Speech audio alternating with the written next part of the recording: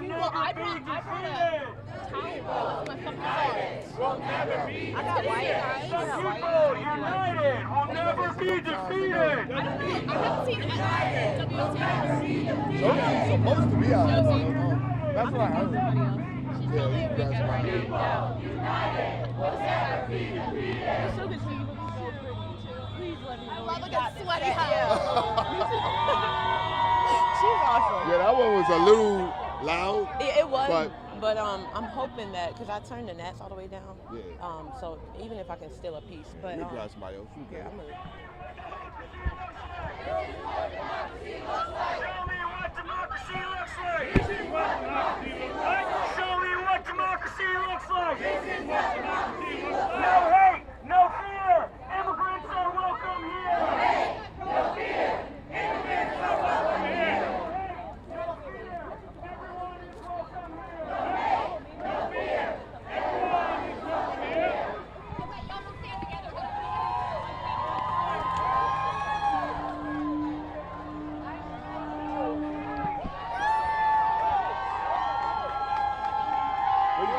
You want to block the walkway. Maybe back a little. Oh, it's starting to rain. You want to go back a little? Or over here? It's going to crash. Okay. No kings. No Trump. Hold on. Let's do it right here. Right here. It's fine. Okay. And it's starting to rain. We're right here. We'll have you guys stand in front on this side of the camera.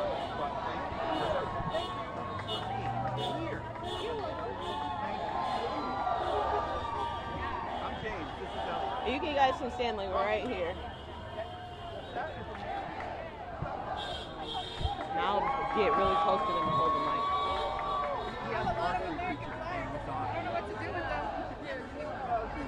I'm like, yeah, I'm hands full too. I'm going to look at you. You guys take a look at me really quick.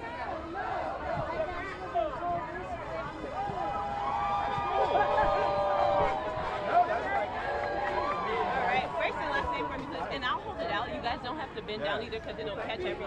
Okay. But I'll hold it Okay, out. okay, gotcha. First and last name. Mariana, and I will not say my last name just because I don't want to get in trouble. But, so... It's okay. You don't have to spell your first name. Tell me why you're here today. So, honestly, I've never been part of a park. Sorry, you look at me the whole time. You don't have to bend. I know it's kind of weird. All right. So the reason I'm here, I've never been to a protest before, but honestly, I feel like it's gotten to the point where it's an obvious abuse to our Constitution, what is happening. You know, due process is for everybody. It doesn't matter if you were born here or not, and it's a slap in the face to children of immigrants, and honestly, to the culture of America, because we all came from immigrants. Nobody is illegal on stolen land, and I don't know, if you're not afraid for our democracy, you should be. And tell me a little bit about your sign. So our good old Attorney General Wilson sent out a tweet to everybody about how they were going to arrest us.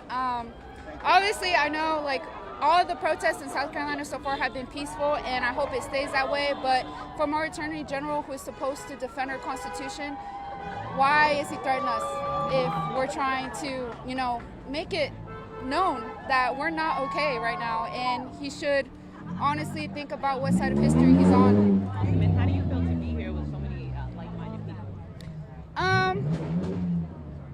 I guess I feel okay. I don't feel so scared. Honestly, it's not because there's some hidden agenda. It's really because we think about our people. We think about the people, and I'm proud to be a U.S. citizen, and it's clear that everybody else here is too. Awesome. Did you want to add anything about why you're here today? No, I'm just here to support, my people and like the state of South Carolina in general and the United States. I'm here with her. That's all I gotta say. I'm here to support my family and everything. So. Thank you guys so much. All right, you guys take care. That's it, and this will be on at 10 tonight on Watch Fox 57. It'll be like online. Oh, we're done.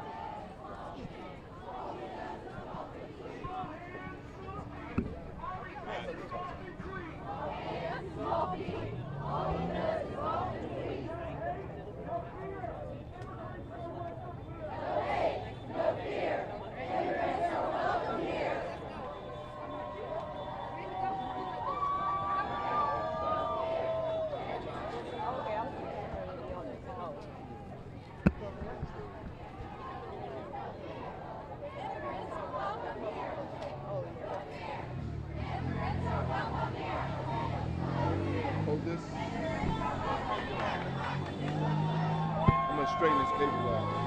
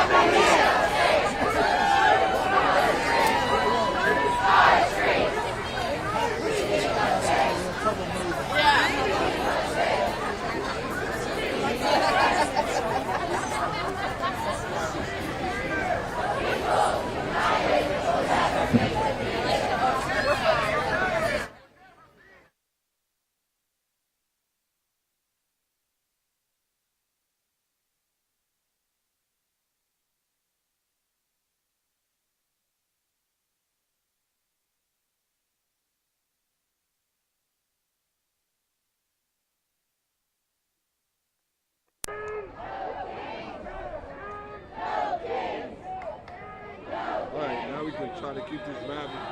Okay.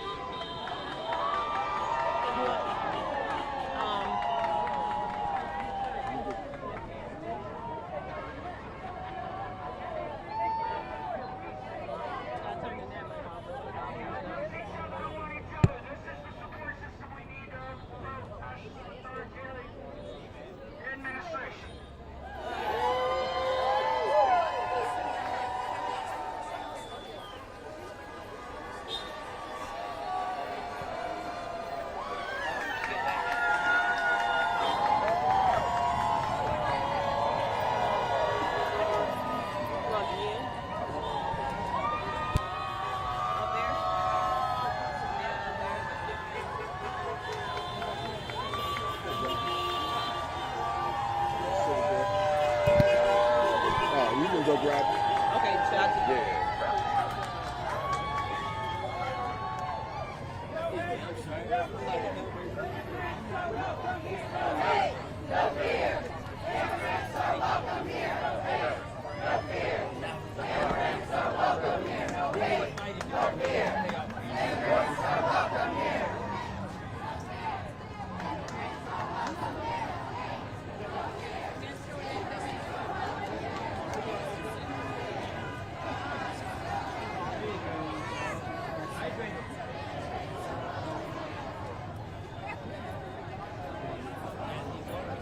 Grabbing one.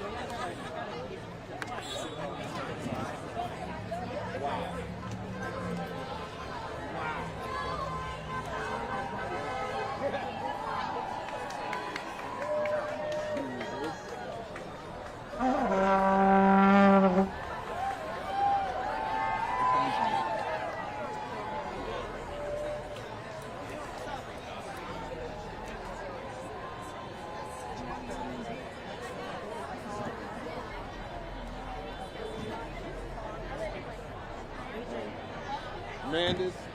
Turn my mic on.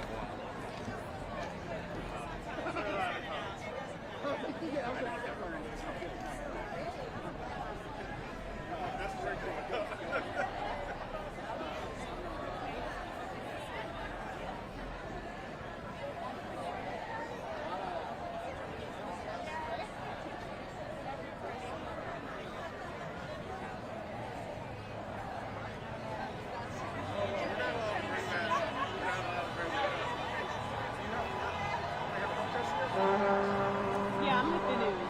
What's the turnout so far? So it's good? More than expected? I think it's a lot of people out here. What was the last event that you came out here for? It's been it's been a while maybe for like this, but during the summer there are always protests. Not as big? Bigger? There have been some pretty big protests. Yeah. So, I gotta get on the mailing list. So much fun. would you guys be interested in just kind of telling me why you guys are here today and what you hope to gain from coming out? And are you guys from Columbia or are you traveled? No, we're local. Okay, would you guys be interested? All right, let's do it. How many casinos? Okay. Here, I'll.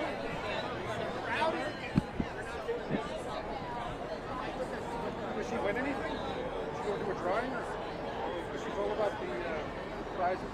Oh, wow. I'm going to have you stand right here. Your baby.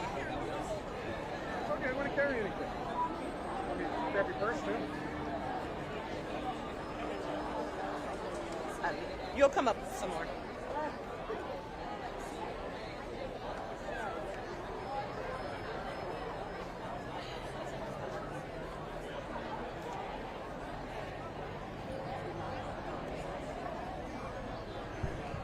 All right, first and last name for me, and I'll hold it out for you, and you're fine. Okay. And you don't have to bend down either; it'll catch Okay. everything. First and last name for me, please. Janet Dunkerley. Awesome, and can you spell that? Yeah.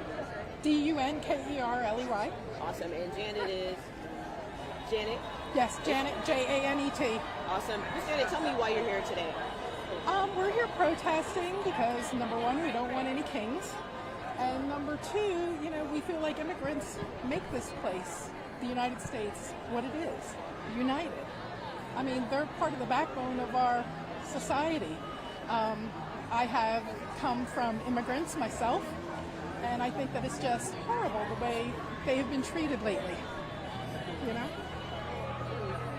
And so with you being out here today, I know you guys were just asking me, about how many people are here and if we have huge protests like this often. How do you feel? What are your thoughts about being out here today? I think it's a great crowd. Everybody's been very peaceful. Everybody's coming as community. I just think it's wonderful to see so many people out here, that aren't afraid to speak out and to say that what's going on is not right. And what do you want to gain from being out here today? Well, I hope to gain that everyone can get along, and that, my shirt says, choose kindness. Be kind to each other. Be kind to everybody. It doesn't matter if you're black, white, gay, trans, whatever. Just be good to each other. Be good human beings. Awesome. And do you feel as though you've been impacted by any of the things that you're out here protesting today? Yeah, I do. I'm a veteran myself, and one of the things that I have noticed is that some of our things from the VA have been cut because of all the, the slashing of all the government employees and stuff without really any recourse. I found that my care through the VA has been affected.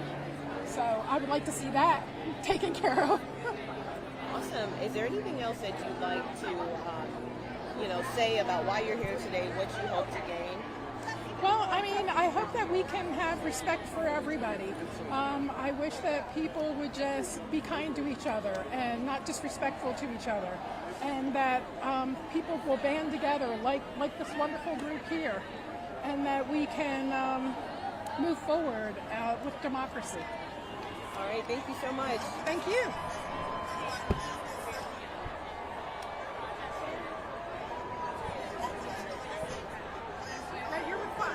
Yes, watch Fox. If you want, you can get in there.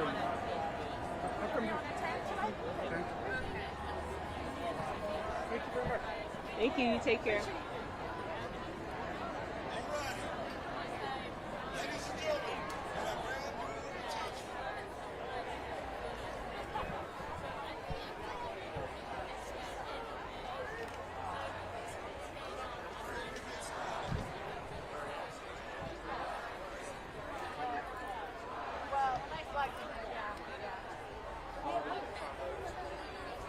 Excuse me, guys. Excuse me. And if one of my team can run into the back and let them know that we're about to get started and bring them forward. Basically, they said something about in the message. She said, "Take Lottie forward." So the other stations know where Lottie will have. All right, I'll head back to the spot.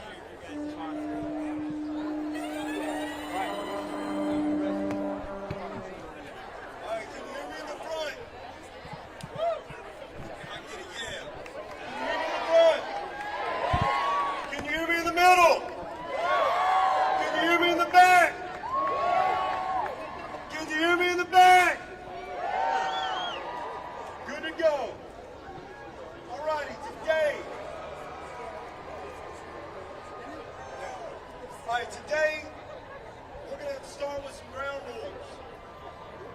We have got to keep this in between the lines. We have to set the example for the rest of the country.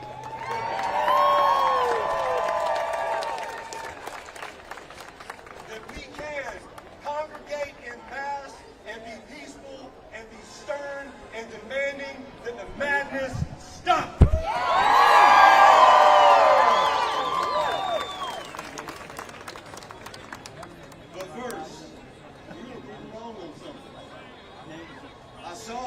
Somehow far left, anti-American.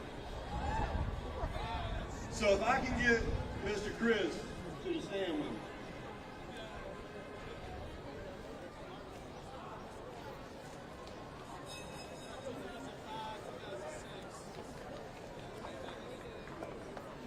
you, Sam. And thank you all for coming out on this famously hot Columbia Day to protest Trump's policies and his wasteful military parade. But before we get started, I'd like to take a moment of silence for our fellow citizens in Minnesota.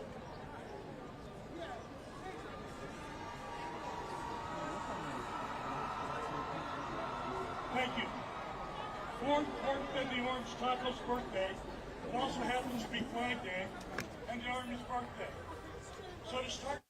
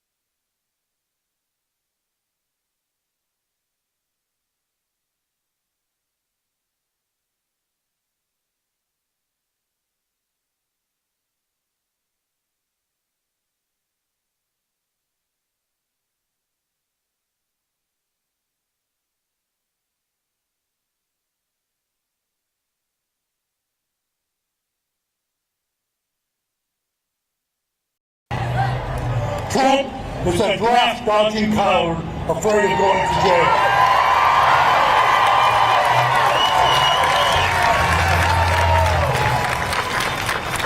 Like King George, Trump is giving the police total indemnity, protecting them from punishment for abusing their power. King George detained and imprisoned people without trials. It's why we have the 4th and 5th Amendment. Trump's mass deportations and detentions simply violates our Bill of Rights. A final quote from the Declaration of Independence. A prince whose character is thus marked by every act which may define a tyrant is unfit to be the ruler of a free people.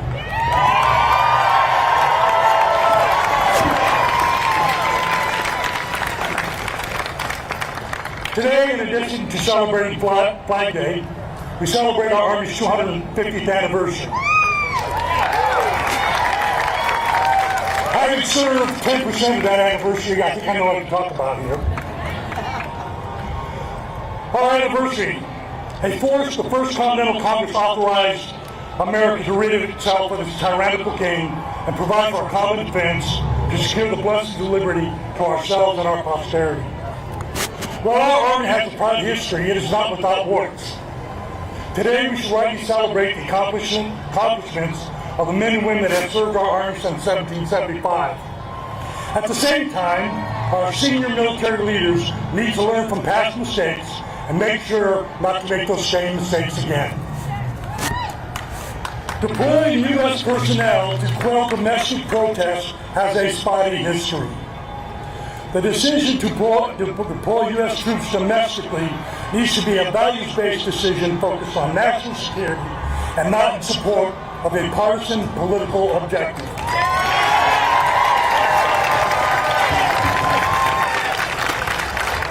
A reminder to our officer corps, your oath is to the Constitution, not to the President or political party, but to the Constitution and by extension to the American people. Our honor code, our oath of office, our service values inform our values-based decision-making. Our honor code states, I will not lie, cheat, or steal, or tolerate those that do. Our oath of office requires that I solemnly swear that I will support and defend the Constitution of the United States against all enemies, foreign and domestic. And that I will bear true faith and allegiance to the same. That I take this obligation freely, without any mental reservation or purpose of evasion. And that I will well and faithfully discharge the duties of the office which I am about to enter. So help me God. Our Army and the other services have similar shaded values of loyalty, duty, respect, selfless service, honor, integrity, and personal courage should inform their decision-making process. A couple more reminders for the officers in our military stationed around the world, and especially at the Pentagon. Just as Eisenhower wrote in his D-Day message, the eyes of the world are upon you. The hopes and prayers of liberty-loving people everywhere march with you. Do not let our army become redcoats. Also, Sun Tzu, an ancient Chinese general, philosopher and strategist, reminds us, an evil man will burn his nation to the ground to rule over the ashes.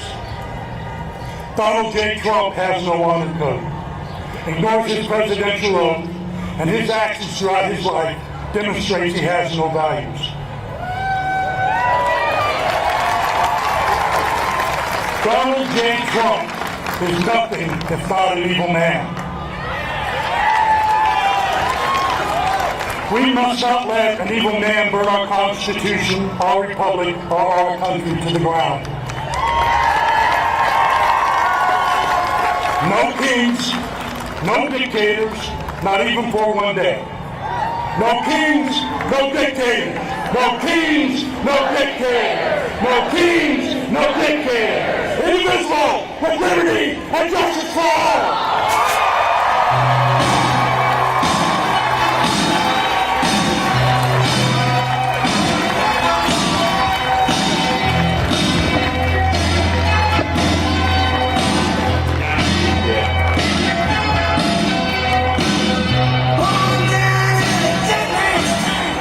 Thank you, Chris.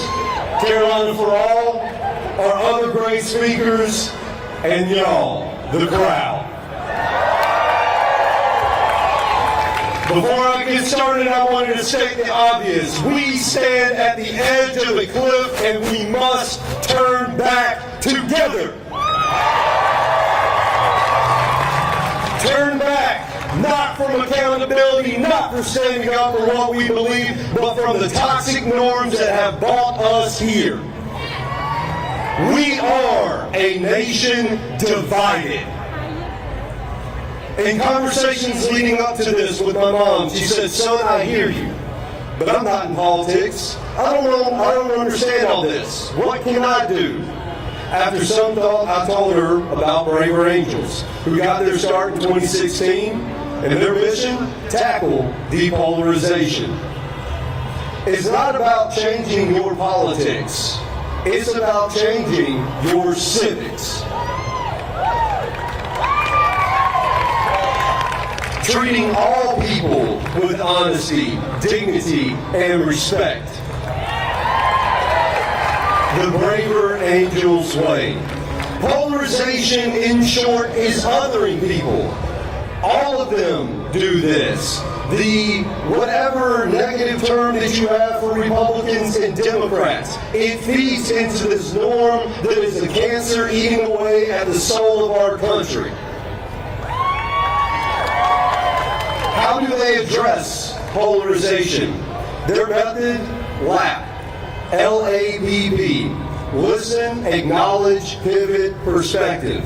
Listen and acknowledge when you speak to people. When they're othering an entire group, try to pivot the conversation and provide perspective. Listen, acknowledge, pivot, perspective.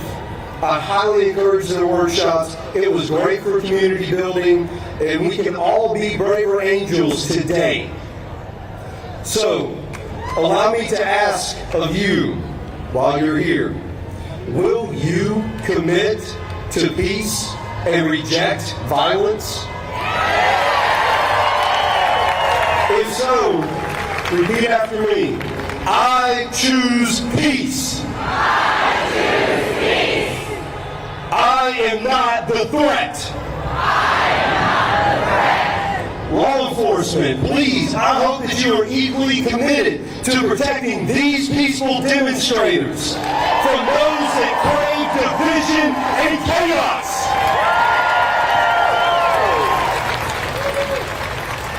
I wrote that prior to learning about the events in Minnesota. Political assassination has no place in American politics. It is my greatest fear coming to life, and we stand here trying to decide if we will go over that cliff, if we will continue that violence, or if we will together say no! With that done, let me introduce myself. I'm Sam. I'm with 5051 South Carolina, and I joined the movement late February. 5051 is a grassroots group dedicated to supporting the Constitution and committed to nonviolence. I came to this movement and I stand before you a man of principle. In particular, the principles of fidelity, duty, and transparency. So I think it's appropriate that I give you a story of where I got those principles from. As a child, I knew I was going to be in the military. I took the oath of enlistment on my 18th birthday, and I started my path to become a United States Marine. And boy, did I drink that Kool-Aid. I love the Marine Corps values, so I'd like by sharing the Corps' most prominent value enshrined in our motto, Semper Fidelis, always faithful. Faithful, or fidelity, faithfulness, is such an important value. Fidelity to my wife, fidelity to my assigned role, fidelity to my country, and my oath. Fidelity is the value that keeps me grounded and centered in uncertain times. A value that says death before dishonor. In contrast to my desires for the military service stood my parents' desires for me to get an education. It was a compromise. I would join the reserve so I could be a Marine and attend college. My father's top pick, the Citadel. As a knob at the Citadel, I learned that duty is a common word at that school. Duty uniforms, guard duty, the duty officer. I also learned duty as a core value.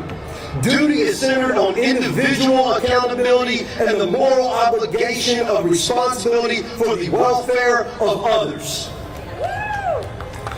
After freshman year, I would leave the Citadel and deploy to Afghanistan with the Marines.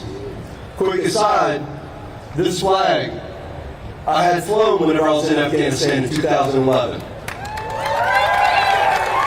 It has attended with me on every protest I have been to, a reminder of time served.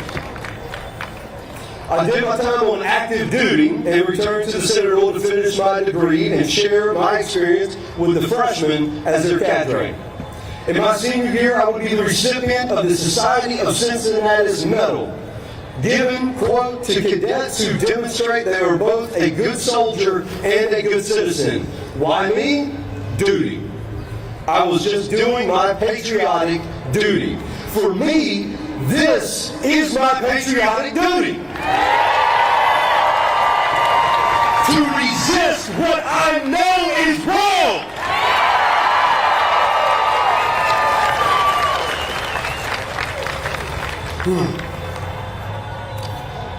So, do not call me anti-American. My values have not changed. My dedication to duty remains resolute. My elected officials are the ones who are failing to serve all Americans. And it is our collective duty to tell them to do better.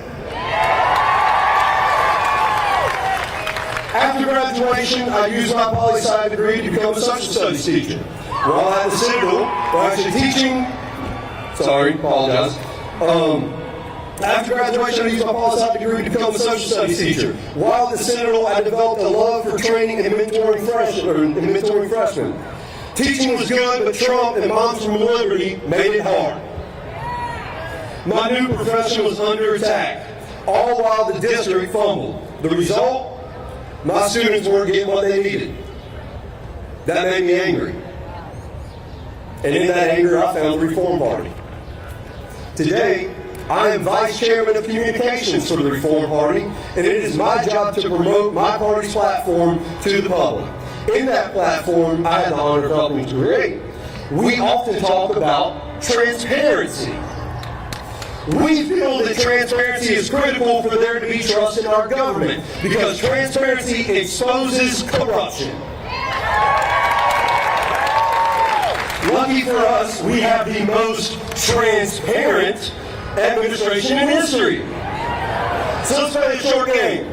I'll give you a statement and you can finish it with, we need transparency. Why are we wasting millions of dollars on the military parade in D.C.?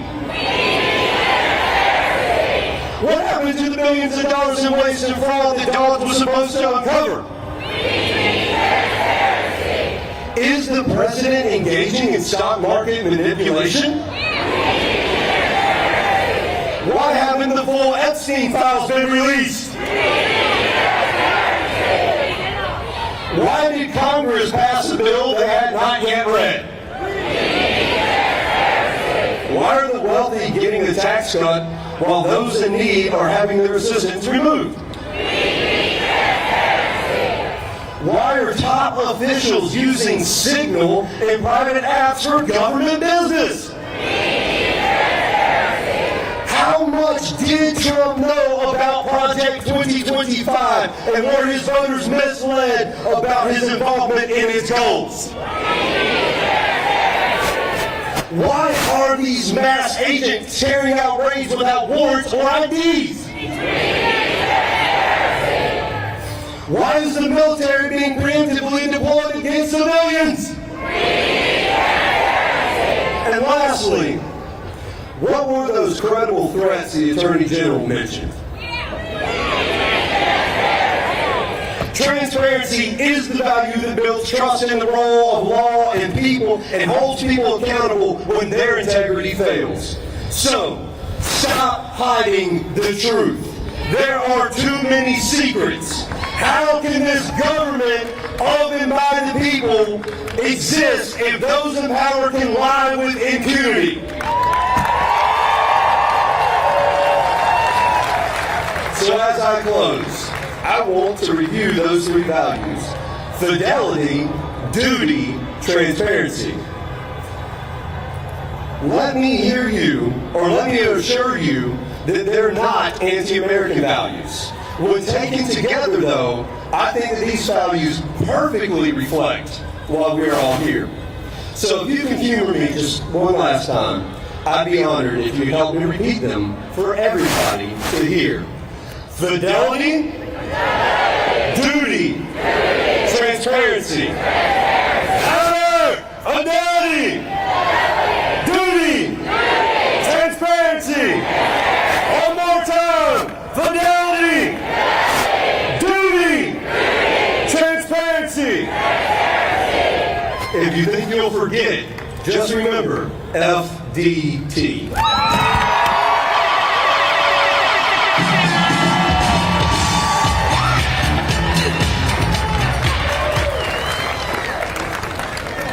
Good afternoon, Columbia. We can do better than that. Say good afternoon, Columbia. My name is Maurice Bryant, and I'm here on behalf of No Kings. We're gathered today not just in protest, but in power to make it clear that this country does not belong to kings, dictators, or tyrants. This country belongs to the people, and the people are speaking. Donald Trump wants to rule like a king, but we don't do kings in America. We do democracy. We do justice, we do freedom, and we are here to remind him that no one is above the Constitution, and no one is above the people.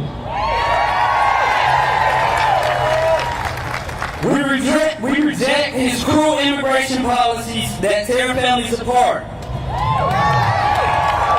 We reject his assault on women's rights, LGBTQ rights, black lives, every community he tries to silence.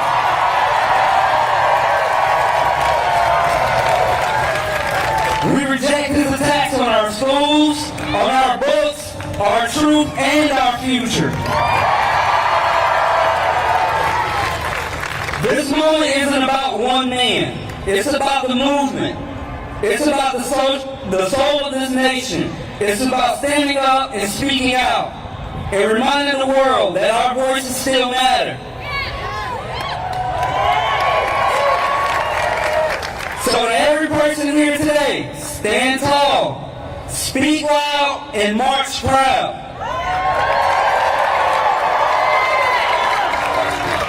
Because we are not subjects to a king. We are people, and the people will lead. Welcome to the No Kings Rally. Let's get started.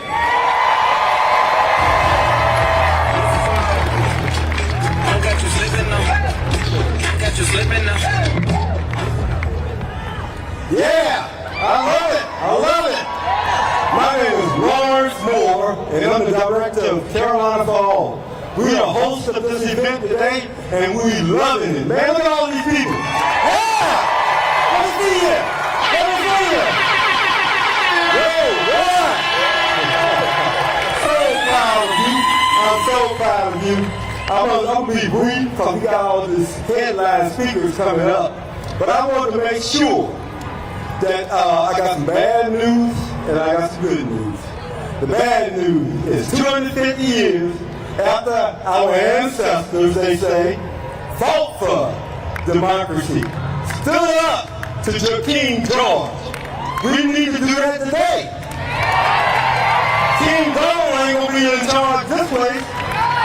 King George wasn't appreciated, and we gonna make sure that Donald don't get appreciated. So get ready for all the speakers and all the information. Thank you. You will not be able to stay home, brother. You will not be able to plug in, turn on, and cop out. You will not be able to lose yourself on Stag and skip out for beer during commercials because the rubber. Hey, I'm Elder James Johnson. I am the CEO of Racial Justice Network Civil Rights Organization. I want everybody to repeat after me. Hey, Donald Trump has have to go. Hey, Lindsey Graham will have to go.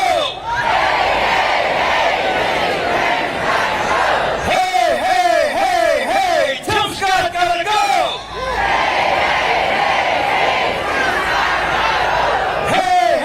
Hey, Nancy Reagan's gotta go. Give yourself a round of applause. We can turn this state blue. Turn the midterm election. We can turn this state blue. If every one of you get 10 people registered to vote, we can turn this state blue. So let's do it. That will be the only time we can put a stop to Donald Trump. When the Democratic Party can take over the House and the Senate. So let's register everybody we can. I'm going to tell you a little bit of story about me. I raised up during the Jim Crow movement where we could not go in a restaurant or go to the back door to get a hamburger. We had to ride on the back of the bus. There were police brutality in the black community every single day. I raised up that way. I raised up in the civil rights movement where there's dogs were sick on black kids, holes was watered down. My people, I have never seen a president like Donald Trump. Donald Trump is one of the worst presidents for black people there ever been. We came through 400 years of slavery, 150 years of Jim Crow, 100 years of civil rights, and Donald Trump has rolled all of that back. But we will rise again. We have to be one people. There cannot be no more division among white and black people. Because Donald Trump hates all poor people. He hates black people. He hates immigrants. He has rolled back everything most of you depend on, like Social Security. He rolled back SNAP program. He's rolled back everything. We are going to feel the crunch in about a couple of months. Let me tell you, he's erasing everything white and black people have fought for. We cannot have a king in the White House. We cannot have a tyrant in the White House. We have to raise our voice and tell Donald Trump, no more! We are not taking it anymore! We have to tell Lindsey Graham, stop it! We are not going to put you in office anymore!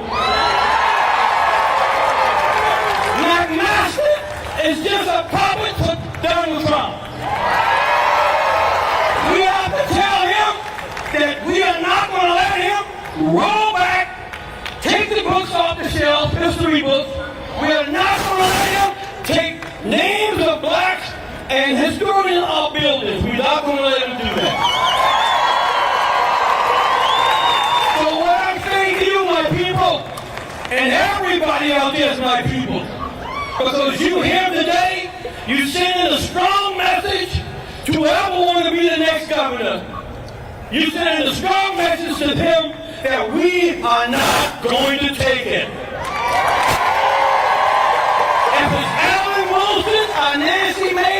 Listen to the sound of my voice. We are not going to take it. We want to put somebody in South Carolina seat who's going to be for all the people. All the people. Not some of the rich people, but all the people. And my Latino brothers and sisters, you have to fight. You have to fight. And we are here for you 100%. 100%. So in closing, my people, let's come together. I've been fighting civil rights for 40 years, 43 years plus. So please, let's come together as one people, then we can send that strong message to Donald Trump that we are one people and we're not taking it anymore. Thank you very much.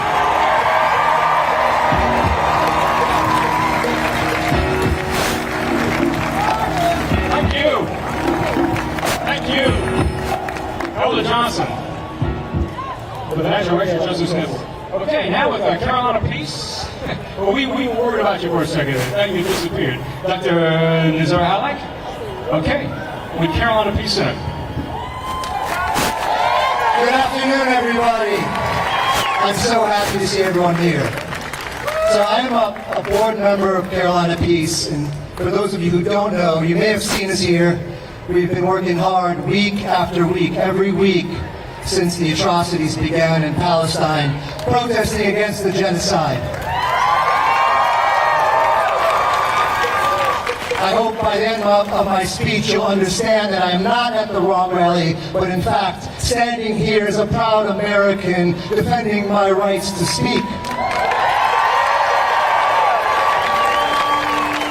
Our media is controlled by a few people, and they have worked hard to make this the symbol of terrorism. But let me tell you, I am proud to be Palestinian. For thousands of years, my people have lived in the Levant area.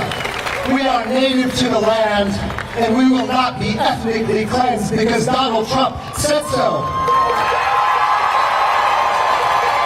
We will not open a Mar-a-Lago in Gaza.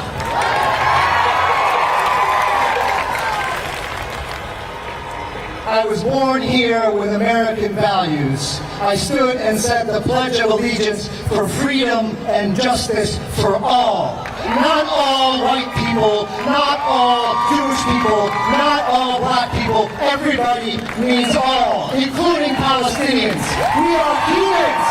We do not deserve to be bombed in the middle of the night. Our children deserve to wake up to their parents. Our children deserve arms and legs. The largest cohort in history of children amputees is in Gaza today. Think about that for a minute. Funded by America against the will of the popular vote of America. 70% of Americans want a ceasefire. Why is America vetoing a ceasefire at the UN? Blood on our hands.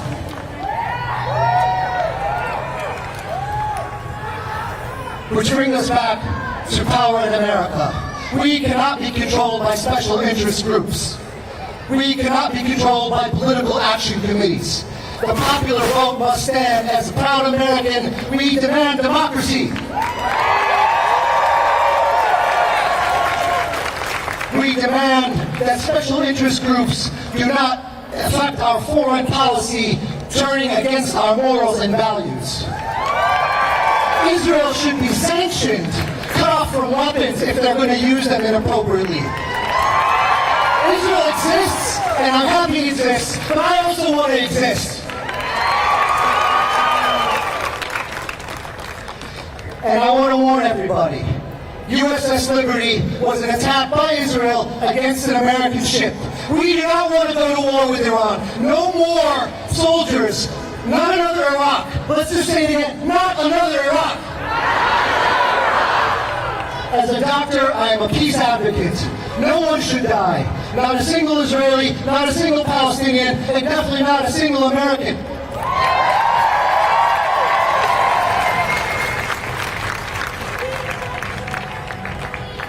Our government is trying to ban things like boycotting.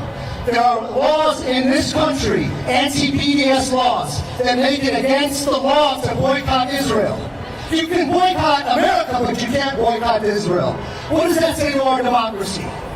We have the right to boycott whoever we want. We cannot make criticism of Israel synonymous with anti-Semitism. That only harms anti-Semitism. We cheer on Elon Musk for giving a Hitler salute, but we have Muhammad Khalil detained without any criminal activity because of his political views. We are cracking down on universities and colleges. Our students are afraid to show their faces. Why? Because these colleges are against their own students. We're not allowed to speak.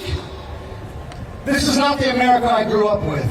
We will not allow our government to manipulate our free thought. We will not allow them to bar foreign students from coming here. Let me remind you, Elon Musk, he's an immigrant. Steve Jobs' father was from Syria. Without him, you wouldn't have the iPhone. Let's remember that. We are a country of immigrants. We are great because of our immigrants. We will not allow them to ban things like Free Palestine, equating it with anti-Semitism. I'm going to end by saying, Free, free Palestine! Free, free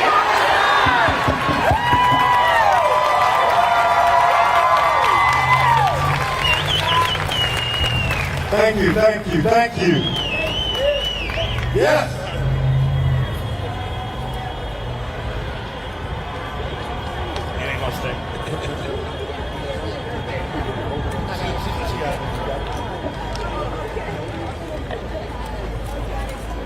Good afternoon, Columbia.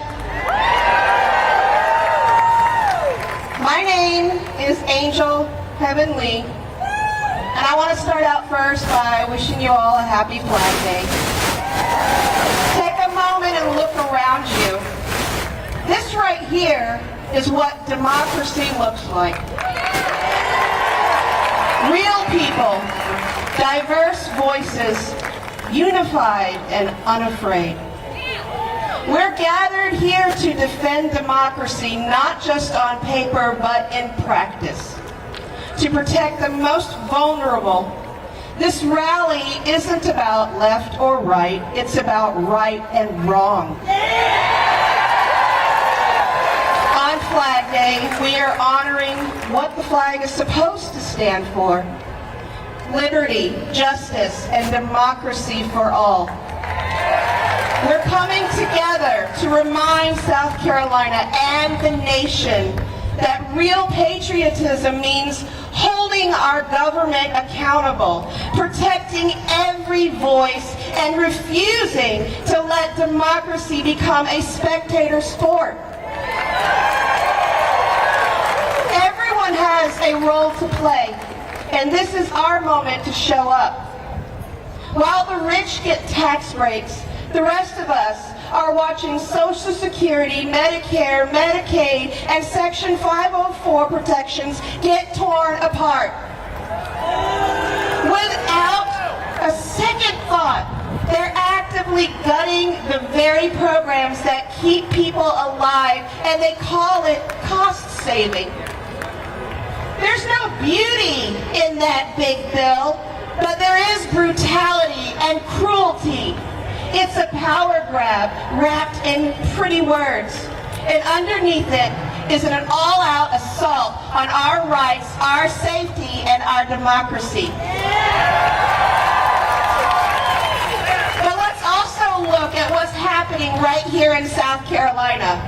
Some of our elected officials are more worried about us gathering peacefully here than about actual corruption in their own circle. Attorney General Alan Wilson has called this peaceful rally today a coordinated protest that could risk law enforcement. Despite our history of zero violence, zero arrests, and our open cooperation with law enforcement. Governor Henry McMaster has echoed that same fear-mongering warning of lawless behavior and suggesting heightened alerts, even though he admits we've done nothing wrong. But where is that same outrage when it comes to Representative R.J. May? This isn't a policy dispute, it's a crime. But rather than confront it, they direct their attention to us, peaceful citizens with signs and voices.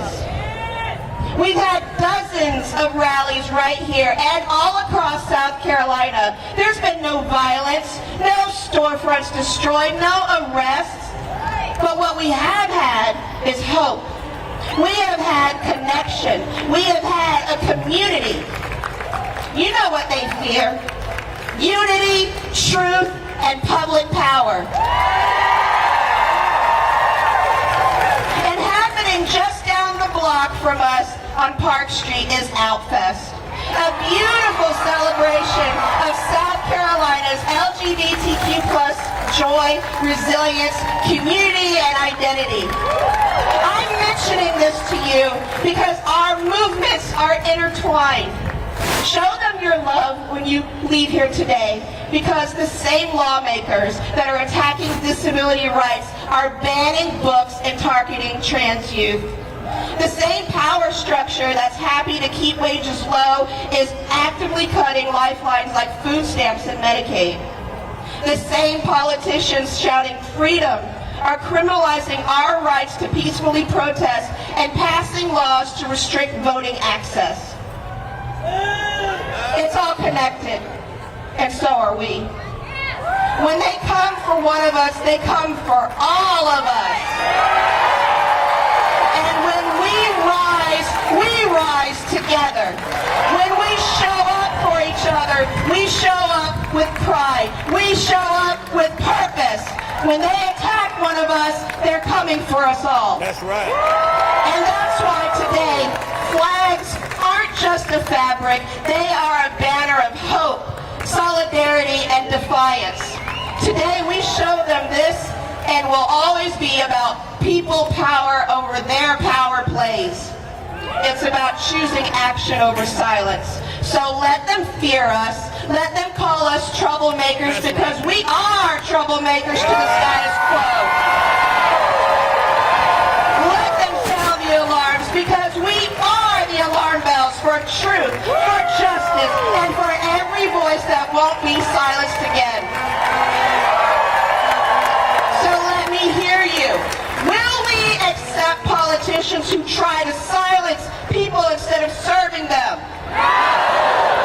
Should peaceful protest be treated like a threat while corruption gets a pass? Are we going to let fear win? Do you believe that democracy belongs to the people? Are we stronger together? Will you keep showing up, keep speaking out, and keep holding power accountable? Are you ready to fight for justice, for truth, and for every voice in South Carolina and these great United States of America? Then help register and encourage your neighbors, friends, and family to vote. Show up at the school boards, speak up at the town halls, vote like democracy depends on it, because it does. So let's keep building, let's keep believing, and let's keep becoming unstoppable. And remember today, we were here, we stood up. As President Dwight Eisenhower once said, freedom under law is like the air we breathe. And here in South Carolina, we say, while I breathe, I hope. So let me say this plainly. If freedom is in the air and hope is the breath, then this moment is about survival, about protecting the soul of our democracy from those who would suffocate it with fear, corruption, and control. Because freedom and hope are not luxuries. They are rights, and we are here to defend them both. While I breathe, I hope. Well, we're breathing, we're hoping, and while we're hoping, we are rising up together and stronger, and we are not backing down. Thank you, Columbia.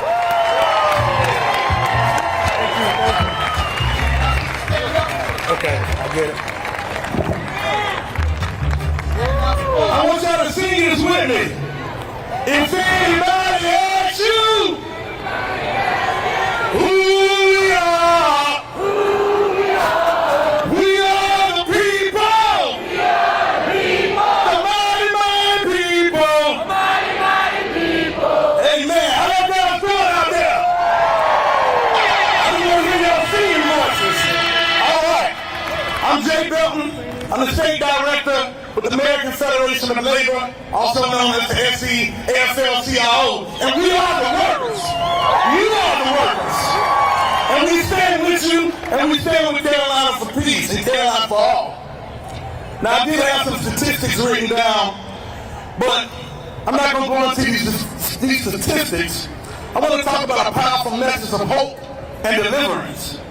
Many of you have maybe felt a little hopeless at times under this administration, I'm sure, bound by these raging fires of fear and despair, and under our new leadership. But I want to take y'all to a little story in the Bible of Meshach, and Abednego. Y'all familiar with them? Who stood firm against that so-called king in that time that demanded them to worship false idols. But they chose faith over fear while facing a fiery furnace. Do you take faith over fear? Are you scared? I didn't think so. And I stand with you. Now in our modern day furnace, this division and negativity of our furnace, this king wants us to yield and accept a narrative that's untenable. But like those three men, we got to stand in our furnace. Our furnace of them trying to strip us from Social Security. Our furnace of them trying to privatize the Postal Service. We got to stand up for our workers. You are a worker. I'm a worker. The president is a worker. And obviously, he forgot that he works for us. His seat is not a throne. Let me repeat. His seat is not a throne. We have no kings. We have no kings. And I'm not going to be here long. I'm going to pass it to my good brother here. But just like Shadrach, Meshach, and Abednego, they didn't get out of the fire. They were delivered in the fire. So I believe that we can do what we need to do under this fire that we are under. Will you stand with me? Will you stand with Carolina for all? Will you stand with our representatives and our senators who fight hard for us every day? We will tear down this throne. All right, let me hear you. The people united will never be defeated.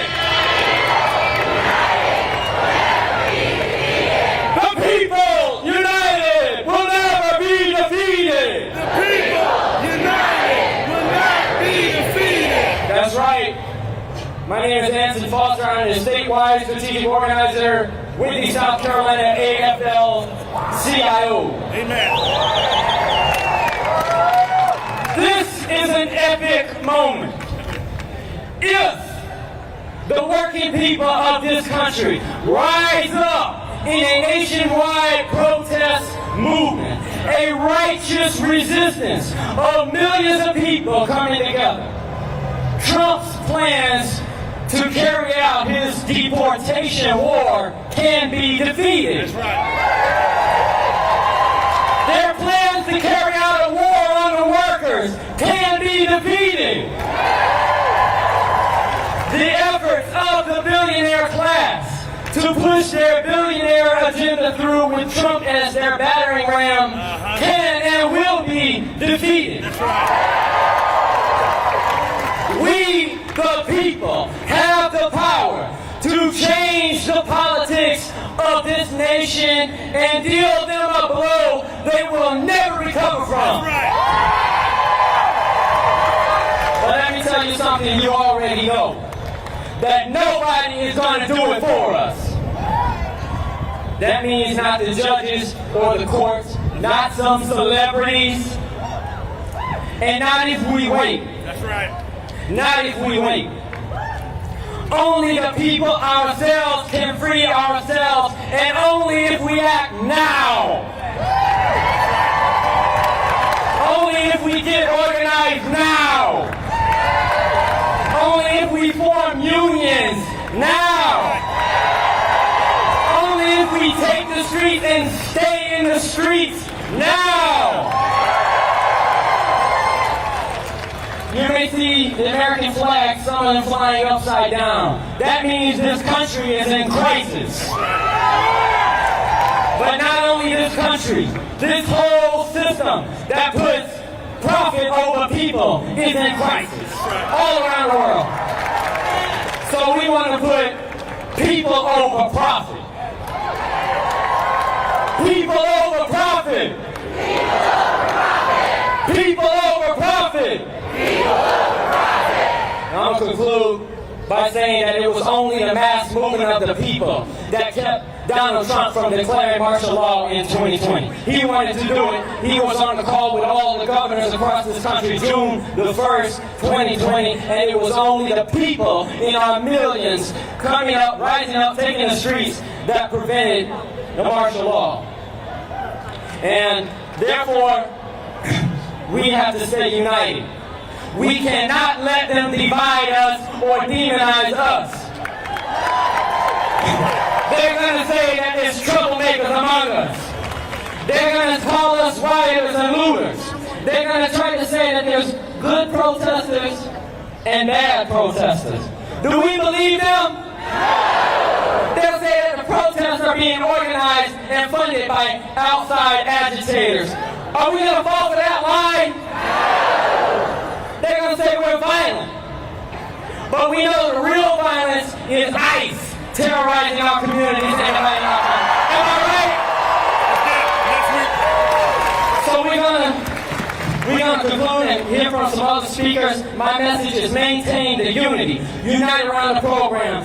Get organized. Do we all deserve a union and a living wage? Do we all need health care and housing and education at the unit rate? So let's stay united. Let's continue to build the movement in massive numbers, and we can win. We will win.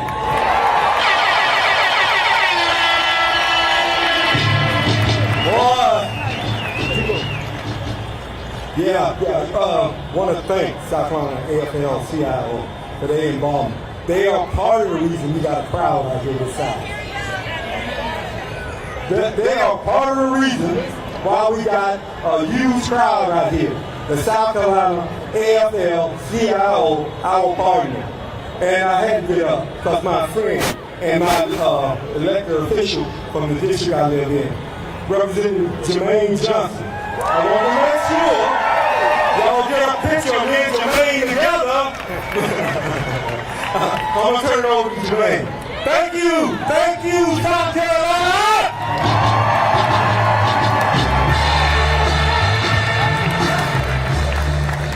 No more, enough is enough! No more, enough is enough! No more, enough is enough! No more, enough is enough! No more, enough is enough! No more, enough is enough! I'm State Representative Jermaine Johnson. I represent the Housing Institute. And many of y'all saw not too long ago a viral video of myself when I had to stand up there at the well to fight against the atrocities that were happening here in our General Assembly to put bans on diversity, equity, and inclusion. And you heard what I had to say. I had to tell them, what are you afraid of? Are you afraid of the diversity part? Are you afraid of the equity part or the inclusion part? Which one are you afraid of? Nobody told you that you can't be proud of being white. Nobody told you can't be proud of being European. Nobody told you can't be proud of being Jewish. Nobody told you that we could not be proud of being black. I represent the people here. Now what we have to understand right now is we are under attack. We are under attack. And I know the people out here, we don't stand for being under attack because nothing in this country has come easy. Everything has been a fight. Our civil liberties have been a fight. Our voting rights have been a fight. Women's reproductive rights have been a fight. Immigration has been a fight. Everything been successful to this point. Now, what is happening right now, all across this nation, we are suffering from an individual who wants to be a dictator. He wants to be a king. He wants to say that we can't do this and we can't do that. And what we have right here in South Carolina right now is a bunch of members in the General Assembly that are following his lead, that are following the talking points of Fox News. They are following the talking points of all the crazy far-right individuals that are running across this state. But right now, I'm going to tell you, it doesn't matter if you're Republican. It doesn't matter if you're a Democrat. It doesn't matter if you're a Green Party. It doesn't matter if you're libertarian. What is right, and what is wrong is wrong. And what they are doing to you every day, it is wrong. They are banning our history. They are banning our books. They are standing against us because we cannot peacefully assemble. Now, from where I come from, I believe in the First Amendment. I believe in our right to peacefully assemble. But what has happened over the past week, our Attorney General, he felt like he had to do social media posts after social media posts, interview after interview, talking about us and our right to peacefully assemble here. Then you got an individual by the name of Nancy Mace, who wants to talk about which bathroom you go into. She's spending more time talking about the bathroom. She's spending time talking about her personal issues rather than talking about the things that are happening to her constituents right here in this state. For 22 years, for 22 long years, this state has been ran by single-party rule. Single-party rule for 22 years. So I want to tell y'all right now, if these people truly cared about you, your roads would be fixed. If these people truly cared about you, your voting rights would be here. If these people truly cared about you, public education would have been fully funded. If these people truly cared about you, LGBTQ would feel supported. If they truly cared about you, our immigrants would feel supported. Because this is America, and this is a place where we all belong. This is a place that was founded by immigrants. It was founded by immigration. And we all have a place here. We all belong. This is our home, and we will not surrender to anybody, not to a king, not to a speaker, not to a Republican. We will not surrender. We are standing up. We're going to fight back. We're going to make our voice heard, and we're going to say, no more.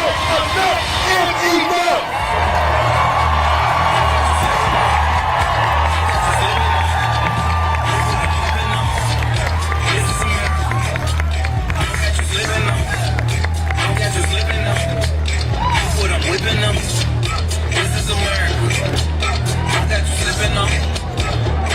is enough. Be careful. Representative Joe Walsh from Illinois. Hey, everybody! I'll be brief because it's hot. You've got about 97 more amazing speakers. And we have a democracy to preserve. Couple things. You're here, I'm here because you're afraid. You're here, I'm here because you are pissed off. You're here, I'm here because you're afraid. You are here, I'm here because you are righteously pissed off. And you got a right to feel that way. We ain't never been here before. We've never been here before. We have the very thing our founding fathers feared in the White House. We've never been here before. The very thing our founders feared is in the White House. Now look! You either believe that or you don't. You either know that in your bones or you don't. He lies every time he opens his mouth. He defies the Constitution every single day. He's disappearing people off of our streets. He's putting the military on our streets. He's attacking universities. He's attacking law firms. He's attacking the media. He believes he's a king. He believes he's above the law. Understand, we've never been here before. You You've had Republican presidents, Democratic presidents that you liked, you sort of didn't like, you disagreed with on certain issues. We ain't never been here before where we have somebody in the White House who is, I'll say it, the enemy of America.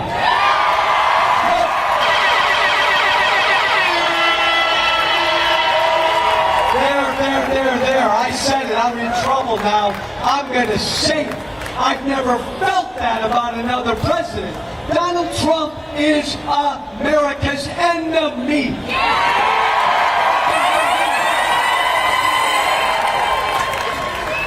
And it's not a leap if you believe like I do, America is freedom, democracy, equality, the Constitution, and the rule of law. Donald Trump opposes all of that.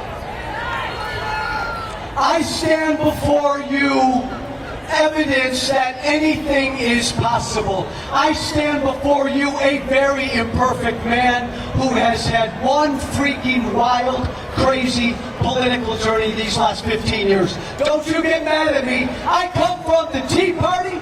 I'm a former Republican member of Congress. I'm a former right-wing media star. It gets worse. It gets worse. You're going to throw something at me. I voted for Trump in 2016. I very publicly turned against Donald Trump in 2018.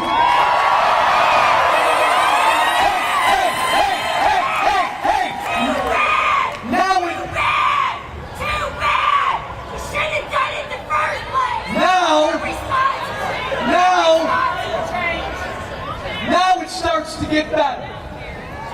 I publicly turned against Trump in 2018. I ran for president against Donald Trump in 2019. I left the Republican Party in 2020. It gets better. I've been a political independent for the past 5 years, and last week, I formally joined the Democratic Party.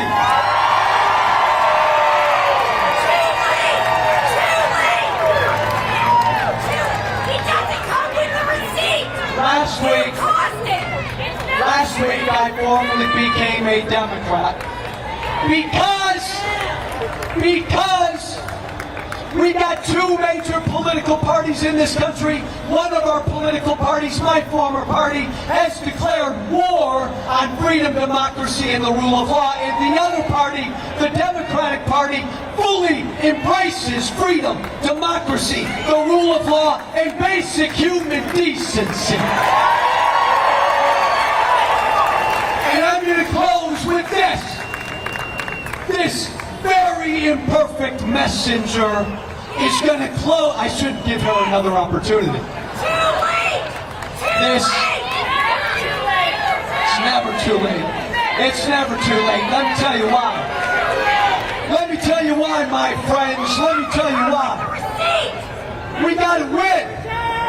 We got to win. Democrats got to take back the House and the Senate. MAGA and Trump got to lose. They got to lose. And to lose, my brothers and sisters, for them to lose, my brothers and sisters, for us to win, my brothers and sisters, we all got to lock arms. All of us who believe in freedom, democracy, the rule of law, the Constitution, and basic human decency, we all got to lock arms right now if we want to win right now, if we want to preserve democracy right now. We can argue about the other issues once we've saved democracy. So God bless you, thank you. It is an honor to be with you. Thank you. All I do is see, no matter what.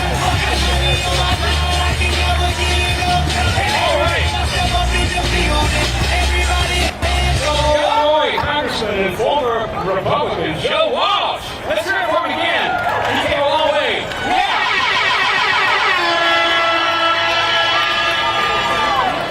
We'll make a small announcement. If anybody's not feeling well, there's a health tent right there, the red one. That's a medical tent, okay?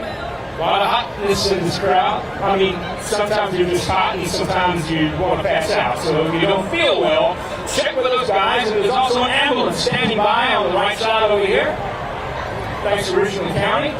And if you or someone you know or someone near you is not feeling well and the emotions have gotten to them, you know, and you need somebody to talk to, there are two professional counselors back there at the health tent, okay? There's Cassie and Maris, and they'd love to talk to you. Just go back and chat with them for a minute, or if you know someone in the crowd who needs to talk to them, go speak to them. Ladies and gentlemen, Helen Bauer.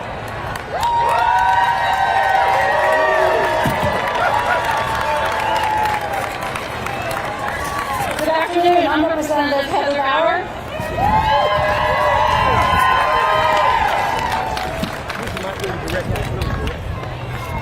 And while I never thought I'd have to give this type of speech, I'm honored to be here with you today. And I want to share some simple truths with you. First, we can all agree that we love this country. We can all agree that we're not going to agree on everything. But America is a place where we all get to speak. The way we speak, the laws we make, there's a template for that. It's been molded and handed down from generation to generation. And not by just leaders in Washington, but by you, the ones who elect them and send them there. And right now, what we have is an administration that wants to break the ultimate American contract that says, no kings. No kings! What does it say? No kings! I want to share with you a portion of a letter that I think exemplifies the person that we face right now in the White House. Bear with me, y'all.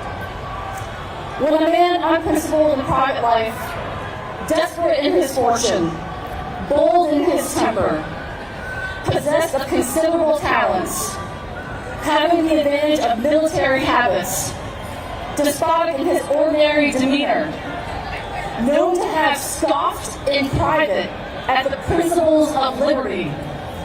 When such a man is seen to mount the hobby horse of popularity, to join in the cry of danger to liberty, to take every opportunity of embarrassing the general government and bringing it under suspicion, to flatter and fall with all the nonsense of the zealots of the day. It may be justly suspected that his object is to throw things into confusion, that he may ride the storm and direct the whirlwind. This letter was written by Alexander Hamilton to George Washington in 1792. My fellow Americans, we are in the middle of a storm. And I urge you to steel yourselves for what might lie ahead, but have comfort in knowing what our forefathers and mothers faced and what they endured, so that we can be here today together to stand in defense of democracy and to fight against a government seeking to exert powers beyond any before it. That no kings is not just something we invented, it's a contract that we will not back down from. And so today, with your voices being heard, be safe, be free, be peaceful, and just remember this country belongs to you.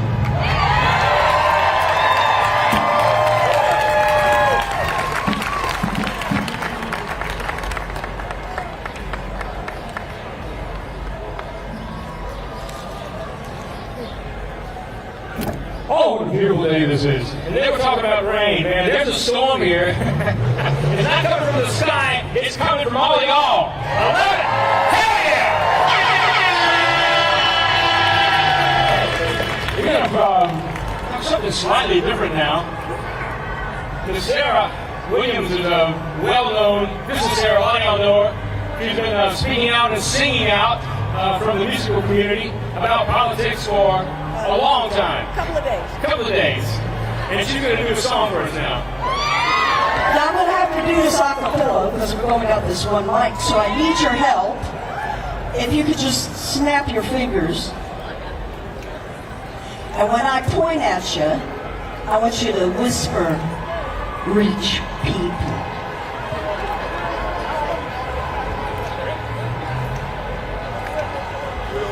Seems like a bad news all of the time. We got floods and fire, war and crime. They try to tell me just who's to blame. I know who it is, 'cause it's always the same. It's rich people stacking the deck. Rich people writing big fat checks. Rich people having a ball. Rich people forking us all. Don't be ashamed if you get confused when you talk to your friends and watch the news. They try to tell you just who's to blame. I know who it is, it's always the same. It's rich people stacking the deck. Rich people writing big fat checks. Rich people having a ball. Rich people forking us all. Now back in 1979, the Western world was in decline. Margaret Thatcher and Reagan too. They put it together, but not for me or you, just for rich people stacking the deck. Rich people writing big fat checks. Rich people having a ball.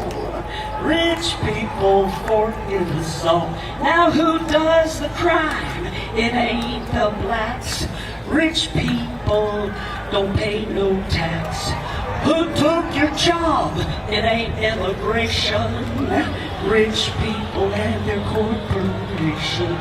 Who took your vote? It won't rednecks. Rich people writing big fat checks.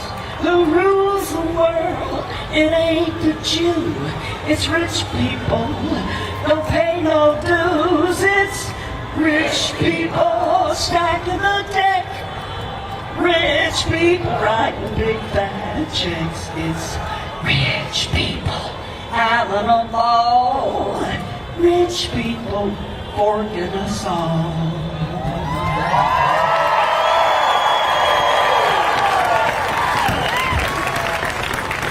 Some lovely songs here. Thank you. Nicole Sanchez of the Better Ballots organization, something we all need to think about, which is a change in the voting system. Thank you very much. We have a fantastic crowd here today. Yes, give yourself a round of applause. We are coming out, we are turning out. And the best part about it is that this is a diverse crowd.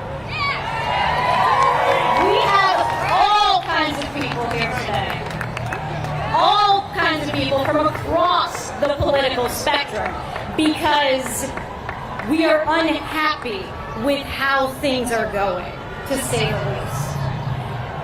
We live in a world full of polarization and divisive issues. Seeing this many people, this many diverse people together brings me hope. Because there is more that unites us than divides us.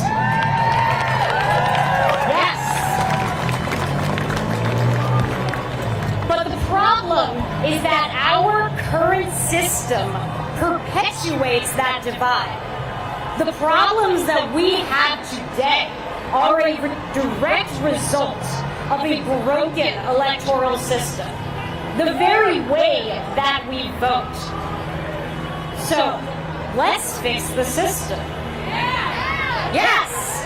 The way I want to start is instant runoff voting, also known as ranked choice voting. Who's heard of it? All right, excellent, excellent. That is what I want to hear. Instant runoff voting builds consensus. The candidates who win with instant runoff voting are bridge builders, not bridge burners. Because that's what we want, right? We want people who will work with everyone, who will give us real solutions, fix our roads, fix our education system, fix everything, right? Yes, let's fix the system. I want candidates that represent a majority of views. Our current system does not guarantee that. I want a system that makes sure that the person we pick, people really want.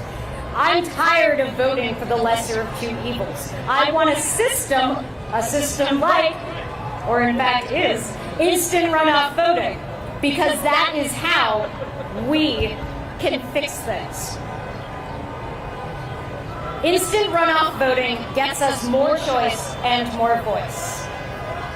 And that's really key here. More choice and more voice.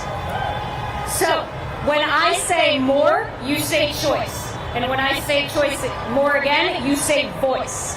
All right, let's try it out. More and more. Excellent, man. I don't even know if we need to do a second time, but do you wanna? All right, let's do it. More and more. And that is what instant runoff voting will get us. With an electoral system that actually gives us representative democracy, we can move forward. So, let's make our country live up to its founding promise. Let's fix the system. Let's act. I challenge you today. Visit the tables. Even the Better Ballot South Carolina one, where you can learn more about instant runoff voting. But visit all of them. Find a cause that you want to get directly involved in. And meet these people around you. There are people who you have never met before. Build bridges with them. Network. Learn about them, because together, as a community, we can move forward. We are going to change the system together. And we are going to get more choice and more voice. So one last time, more and more. Excellent. Thank you, guys.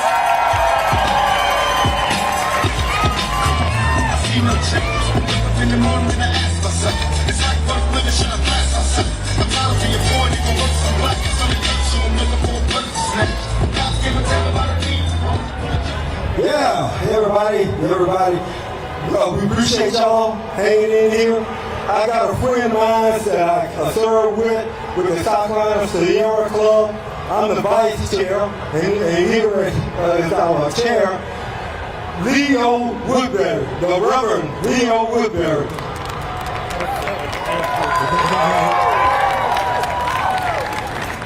If South Carolina's in the house, let me hear you say, yeah. Oh, y'all can do better than that. If freedom fighters are in the house, somebody say, yeah. If the defenders of democracy are in the house, let me hear you say, yeah. We're here at what they call the People's House, where your voice should be heard, not just today, but every day in the halls of the State House and the State Senate. Isn't that right? We're here because our country is in distress. We're here because there's a crisis going on in this country. And I want you to know that it's more than just about DEI. It's about more than us saving jobs and government agencies.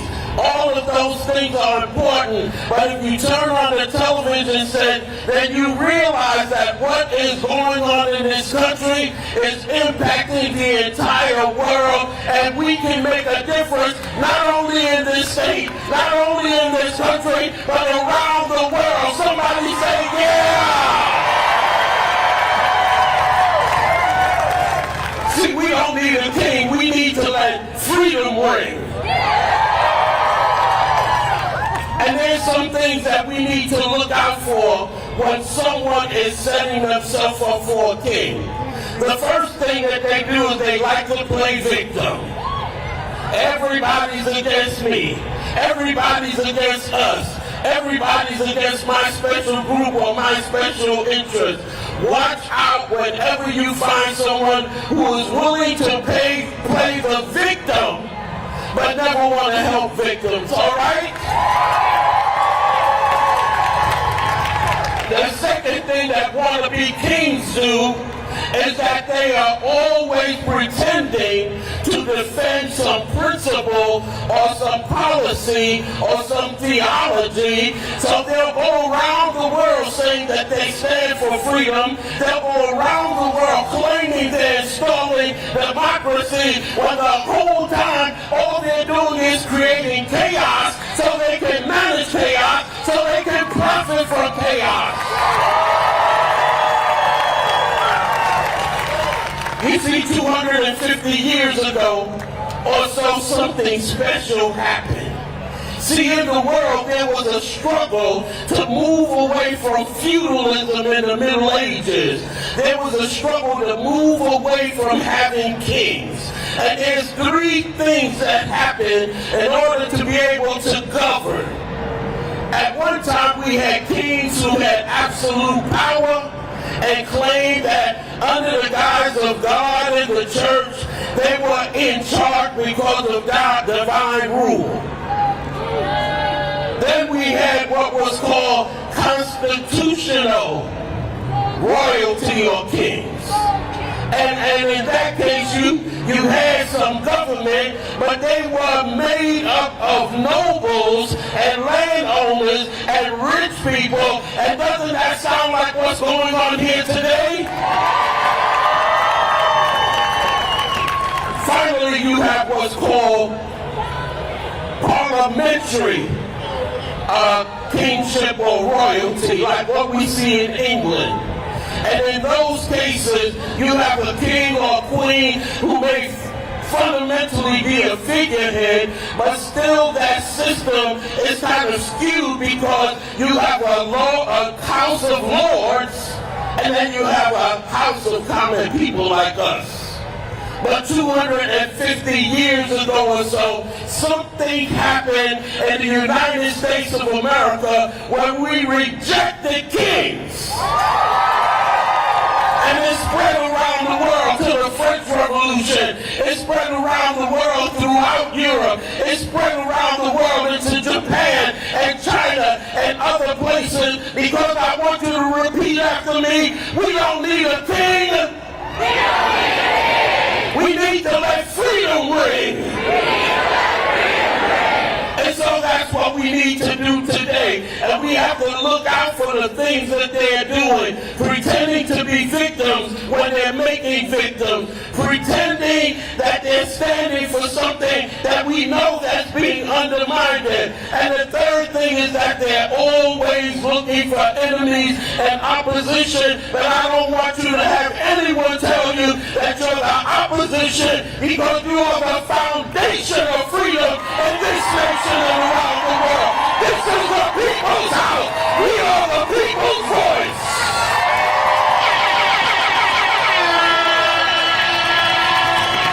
The last thing they do is they tell lies.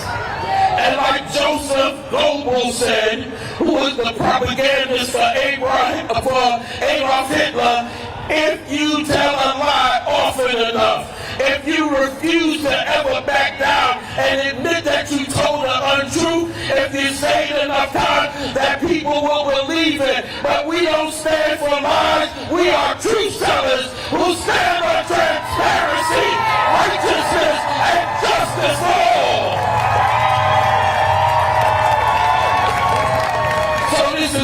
need to do. We have built movements. We have reshaped this nation with nonviolence and unity and strength. We don't have to get out here and break up windows. But what we do have to do is speak up constantly on the job, in your neighborhood, in your church, because freedom doesn't just exist in a building or some places. It exists everywhere, everywhere in this land, and everywhere in our home. Say it right now, no peace, let freedom ring.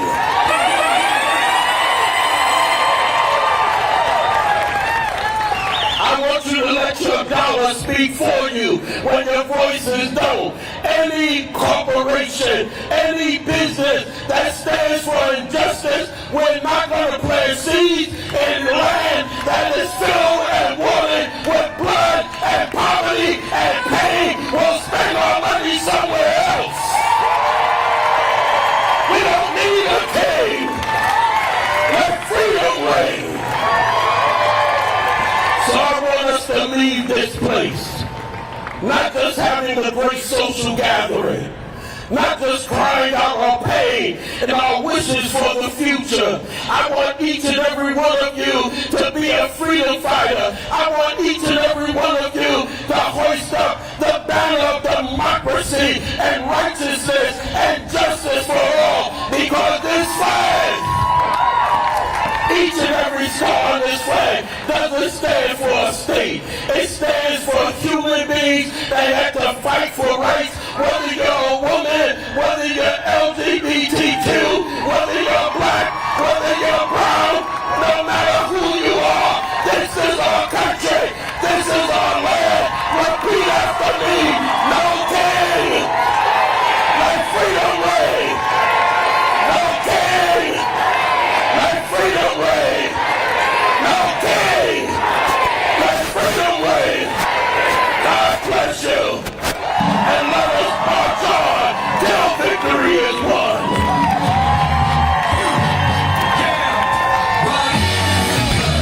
Absolutely. Oh yeah, ladies and gentlemen. While you're in a wrapped up mood right now, repeat some of the most important words and the most important document in this country. And you know what they are. It's 3 simple words, right? We the people. Let's say that. We the people. We the people. We the people. We the people. We the people. Thank you. I love to hear that. Oh man, yes sir. Zoe's coming up next, and she's a veteran. This is an important day. It's Flag Day. Zoe Glass, ladies and gentlemen, South Carolina, United for Justice and Equality. Y'all, I am so proud to be here today. Look at this crowd. But I am here because LGBTQIA plus Americans are under attack in this country. Not just here in South Carolina, but across the country, legislators are pushing bills that strip away our rights. So they censor our lives, they erase our children, they're doing it all in the name of politics, in the name of control, in the name of fear. But we are not afraid.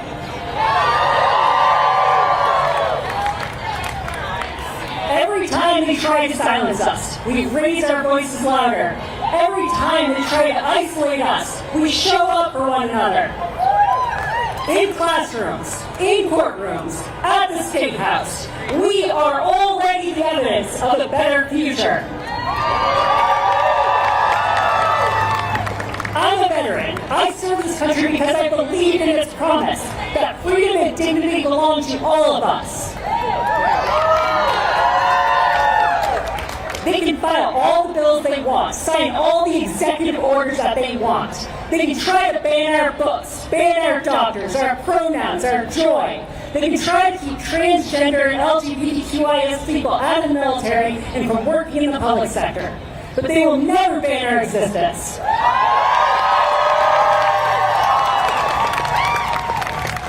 They will never ban our brilliance. They will never ban our love. We've tracked the bills. We've seen the cruel intentions in the policies they're trying to push through their budgets, both in D.C. and the State House right behind me. They want to strip medical care from as many people as they can. They want to push us back into the closet, torture us with conversion therapy. They want to make sure transgender people are uninsurable. But I want to be clear, we are not going anywhere.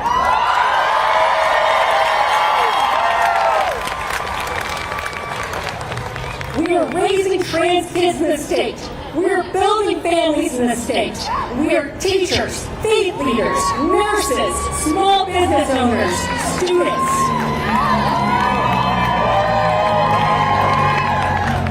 We are not fringe. We are South Carolina.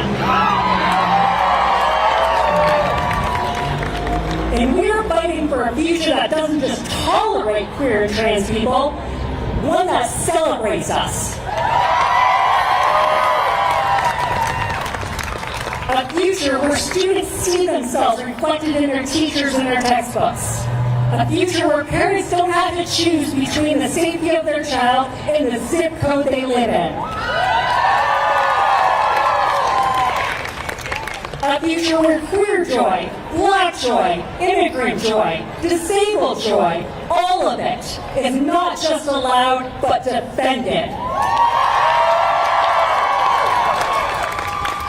So let them call us radical, because loving your neighbor is radical in a world bent on division. Because believing every child deserves dignity is radical in a legislature obsessed with erasure. Because fighting for justice is radical in a system built on injustice. We are radicals then. Radicals for equity. Radicals for truth. Radicals for every child who's watching us, wondering if the world will make space for them.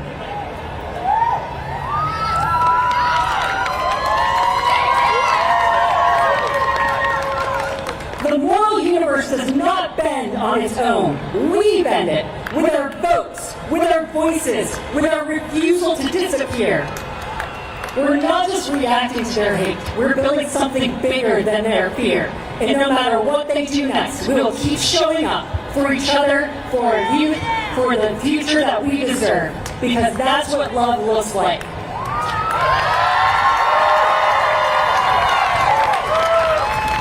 Gay rights are human rights. Queer rights are human rights. Trans rights are human rights. Thank you.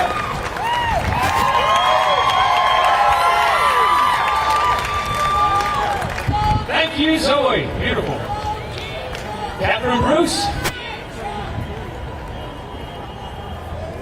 And I'll tell you, folks, so we were actually ahead of the game on time today, which is a wonderful thing.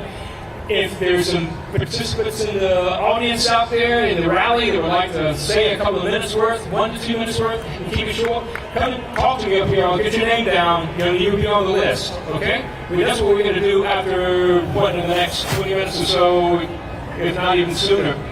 So if you or you know someone who wants to get up here and take the podium for a couple of minutes, come and see me. Captain Bruce. Thank you. Hello!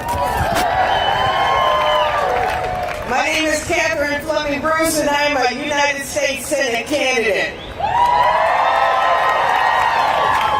So y'all ready to take out Lindsey Graham? I am too. Well, I am a battle-tested veteran activist. Earned my bona fides in Occupy Wall Street, Black Voters Matter, Carolina for All, working with tribal leaders, National Organization of Women, South Carolina Appleseed. But the work that you're doing today, right here, right now, is even more sacred as we are straining to bend the arc of time back to justice.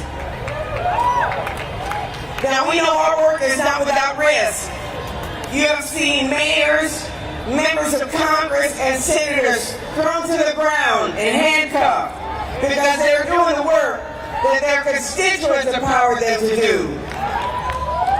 And today we hear that a Minnesota state legislator was murdered, along with her husband, and another legislator and his wife shot, and by a person impersonating a police officer.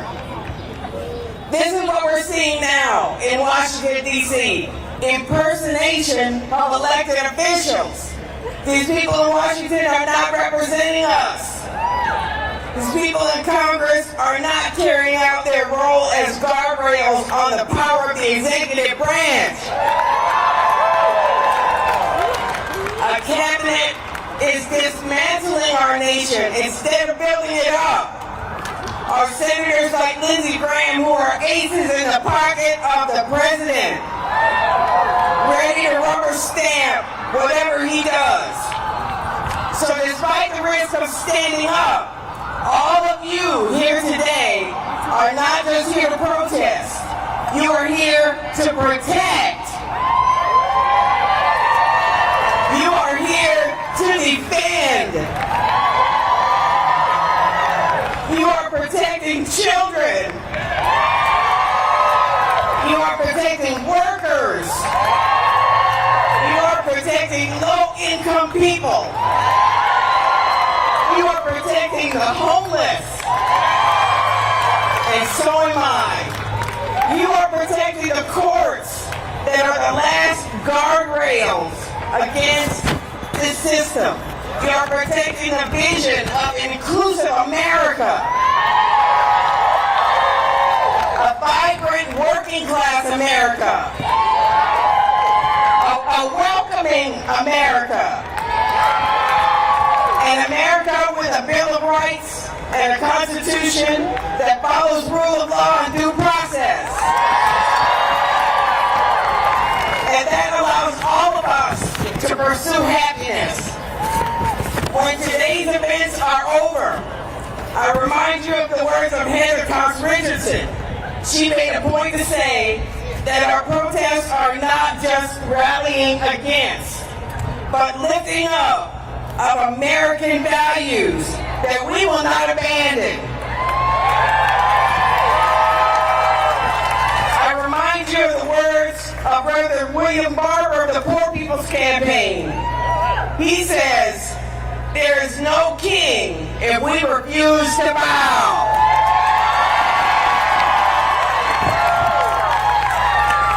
I want you to say that with me. There are no kings if we refuse to bow. There are no kings if we refuse to bow. From this moment until the midterms, I stand with you on American values of clean air and water, of energy sources that protect our environment, protection of women and girls and their reproductive health, protection of our LGBTQ communities, protection of access to health care for all, addressing the poor with economic opportunity, eliminating the racial wealth gap, an immigration system that is humane, and a productive partnership between the federal government and our states. We also have to have a relationship with our neighbors in other countries that is productive, not destructive. Our aim in South Carolina should be to address these concerns by organizing. We have to change the balance of power in South Carolina. We have to change the balance of power in Washington, D.C. And this work will not wait until November 26, 2026. I ask you to join with me now as we fight this battle for American values, justice, freedom, and equity. Today, we are visible, we are strong. Tomorrow, we will be visible and we will be strong. Thank you for coming here and standing up for the common good. Thank you. Thank you for rejecting the cruelty and inhumanity that we have seen on display from the White House. Your work encourages other people, and your investment will pay off in victory. Peace, everybody. Thank you.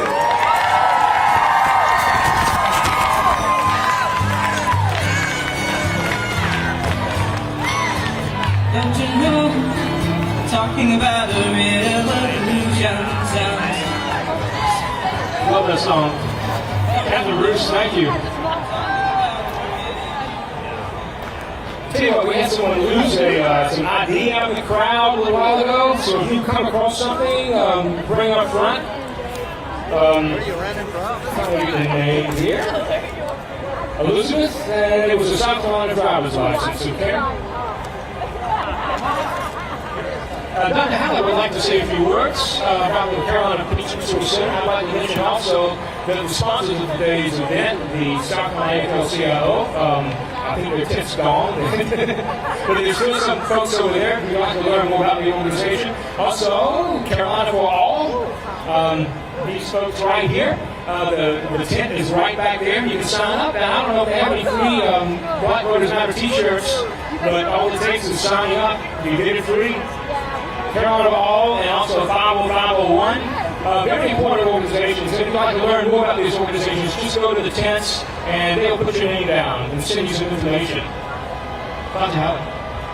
Thank you. Thank you everyone for coming. I feel bad because so many people have thanked me, and I want to just mention one more thing. Carolina Peace is a peaceful organization. It's non-profit. We have a tent right here. We protest every week, but we also know that everyone is welcome. Jewish people are welcome. White people are welcome. Black people are. We want everyone to protest against war. We are an anti-war. We're not strictly anti-Israel. We are just an anti-war, anti-violence organization. Donations, boycotting, speaking out, that's what we can do to stop the genocide and to promote democracy. Thank you, everybody.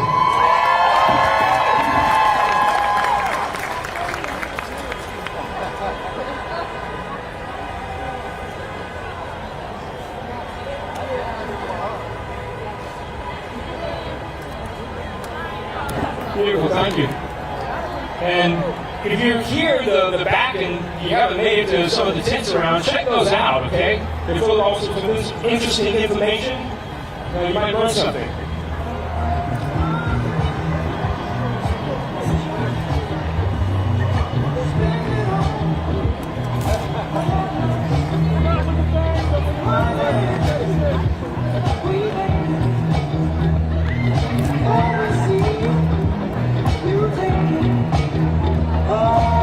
Sarah's going to come up and do a song for us in just a minute. I'm going to say a couple of words about Medicaid, y'all.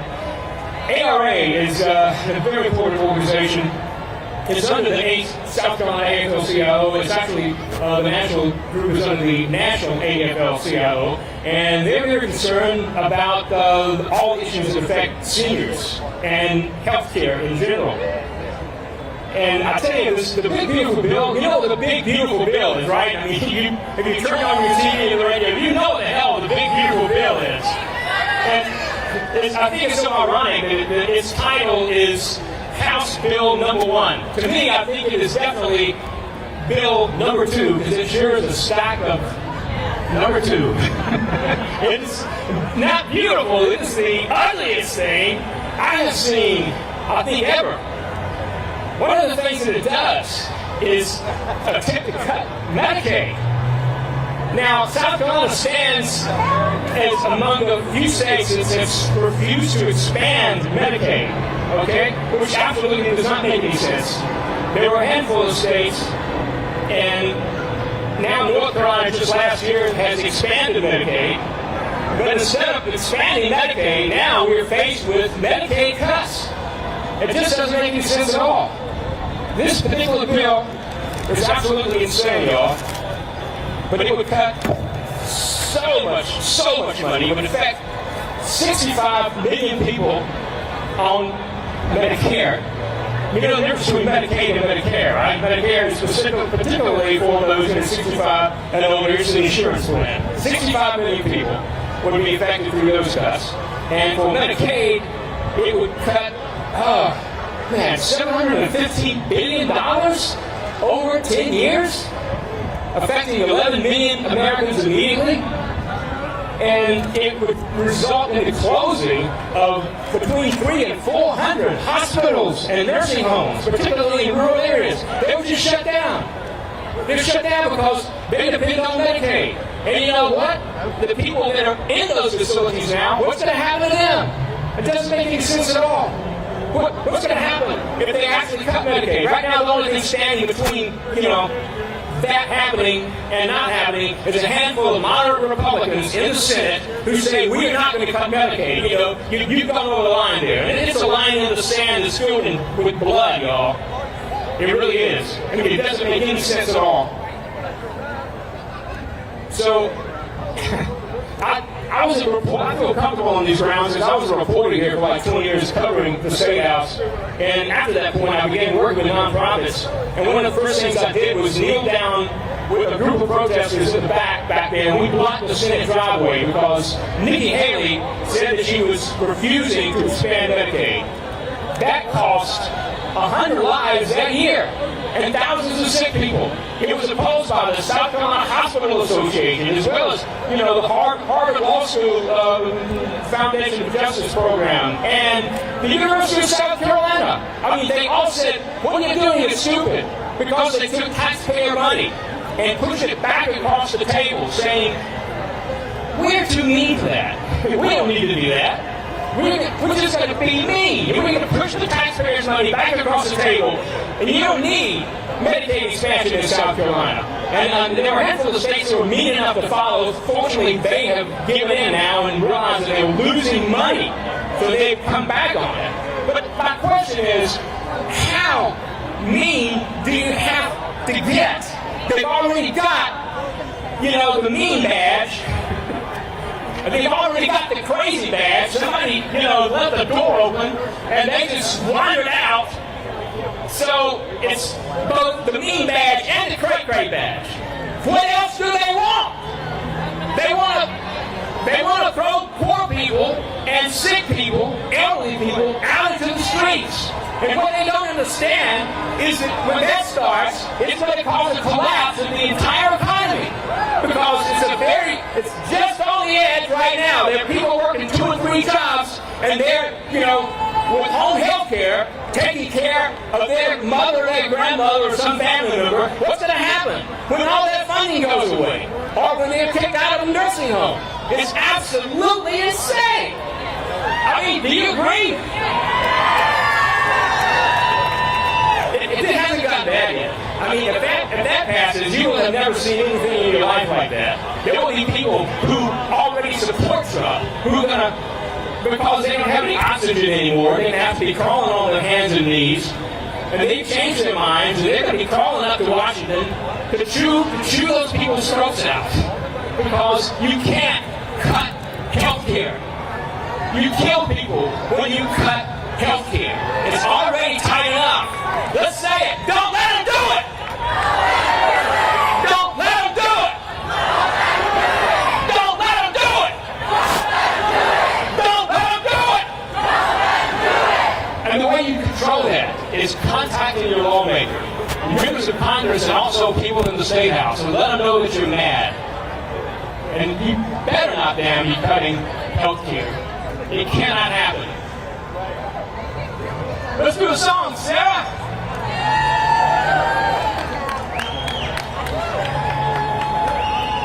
Come Talk about cray-cray. I mean, have you ever heard of anything so crazy?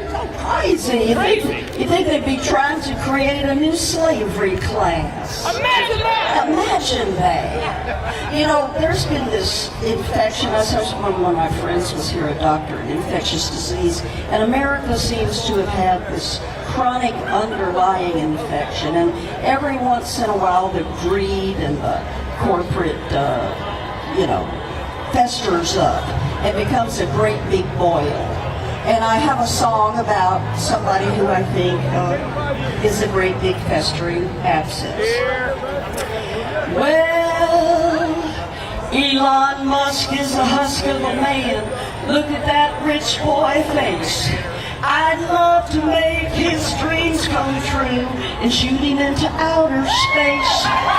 Wasn't it Vladimir Lenin who said, well, there ain't no competition when the rich buy all the capital, the laws and the politician? Musk ain't no inventor, he's an investor, and if we don't lance them soon, he's going to fester.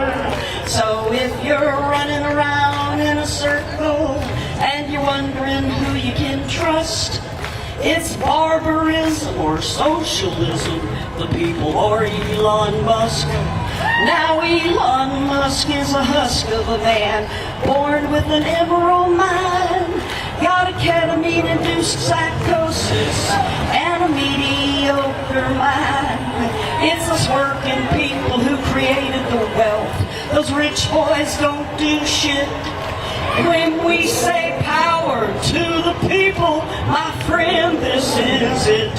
He ain't no inventor, he's an investor. And if we don't lance them soon, they're going to fester. So if you're running around in a circle and you're wondering who you can trust, it's barbarism or socialism, the people or Elon Musk, your choice.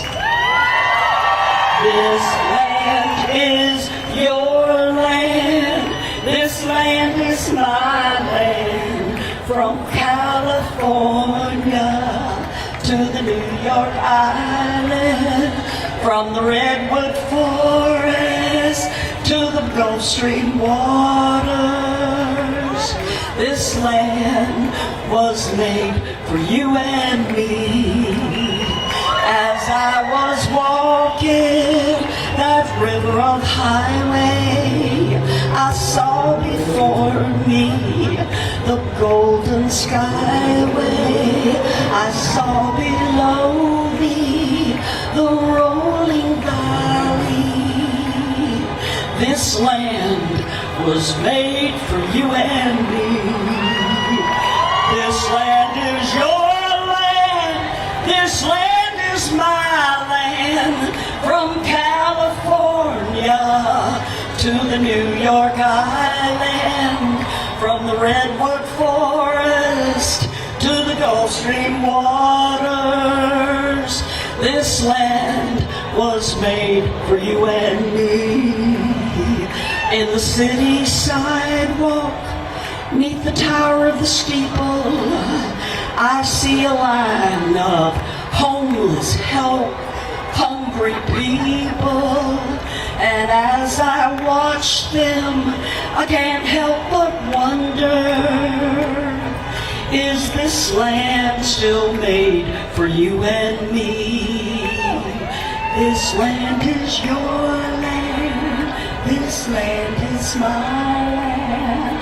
From California to the New York Island, from the Redwood Forest to the Gulf Stream water, this land was made for you and me.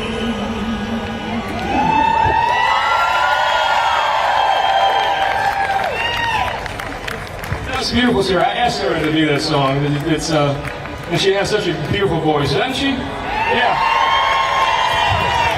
You know, there's another verse. There are lots of verses in that song over the years. Pete Seeger did one. What's that? I I'm not quite the singer that she is, but there was another one which was actually a response from the Native American community, and you can imagine what it said.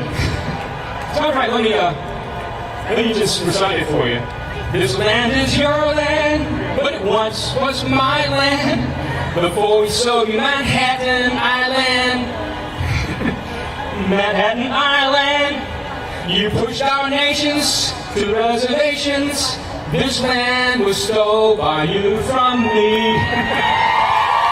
Oh yeah, tell it like it is. And you know, I was thinking about that this morning, and this is a verse that nobody's ever heard, because I just did it. It's about, I call it the billionaire version. This land is my land, it's definitely all my land. From beautiful Wall Street down to the White House. Just turn your back for a second and see what happens. This land is a windfall that was shifted from you to me. And I don't care if you like it, I still don't give a damn. Oh man, it's sad, isn't it? Good God. Well, I'll tell you what. We have some speakers who would like to come up and do a couple of minutes. There are, about 10 people that have signed up. So I don't know if we're going to be able to expand that list very much, but we can certainly get those folks in. But we have to start after that, clearing the ground. So if you would like to get up and speak for a couple of minutes, this could be your opportunity. I can't take, another dozen, but I can take a few more. So if you'd like to say something, this is your opportunity. First on the list is Holly. Holly has a warning about the bathroom. I let her start off with that. No, I don't want you to waste your time on that. Let me tell you what it is. If there are bathrooms inside, okay? But if you go inside, don't just, if you're a woman, don't jump in the first open door, because that's the men's room. And you can't see the sign that says men because the door is open. But just a little warning to you. Don't tell Nancy Mace. Don't tell Nancy May. Holly sucks. That's me. Cody, come here. Why don't you hold this for me? Hey, y'all. I'm Holly, and I grew up in about 5 minutes from here. I graduated from the University of South Carolina, and I'm glad to be here today. This is my son, Cody, and I'm going to talk about him, about Medicaid, because this is who we were talking about. I want you to look at this young man. He's 33 years old, and he's had epilepsy since he was 7. He's never driven a car. He never will. He probably won't live independently, and he knows it. Okay? He depends on Medicare. He depends on Medicaid for his drugs that cost a couple of $1,000 a month to keep him alive. He depends on Social Security, and he depends on SNAP. He is 33, y'all, and you know what his biggest moment of independence is? He gets to take his EBT card to the grocery store and buy the food he wants. That's his independence, and they're taking that away, or they want to take that away, and that's fucking wrong. I don't care who you are. And then I tell you about my other son, my younger son. This display right here just kills me. My younger son's in the Guard. He's getting married in August, and he's deploying in October. He's not allowed to tell me where. I know he's staging from Kuwait, but because he understands operational security better than our Secretary of Defense does. I'm his mama, this is his brother, and we don't know where he's going. But he has a very dangerous job. He's a combat engineer. And I appreciate your prayers. And I'm going to sing too. I'm going to sing one verse of a song, and then I'm going to sing another whole song for you. Oh, beautiful for heroes proved in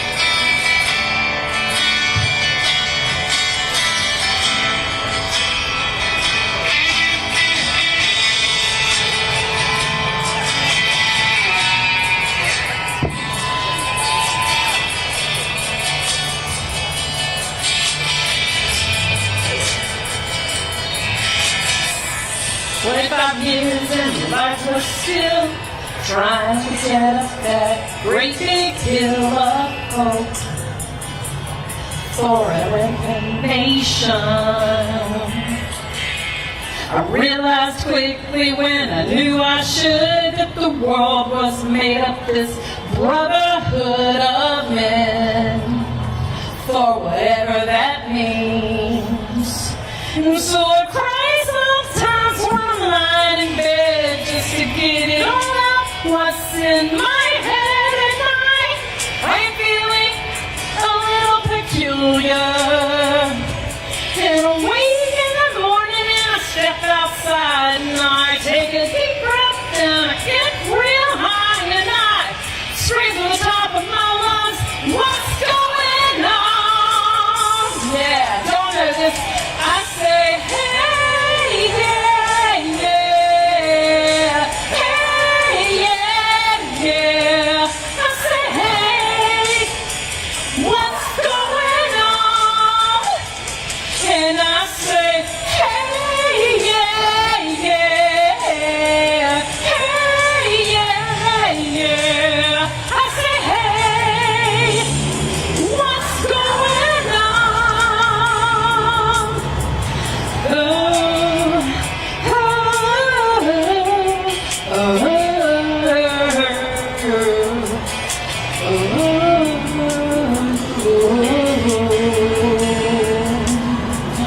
And I try, oh my God, do I try all the time in this institution,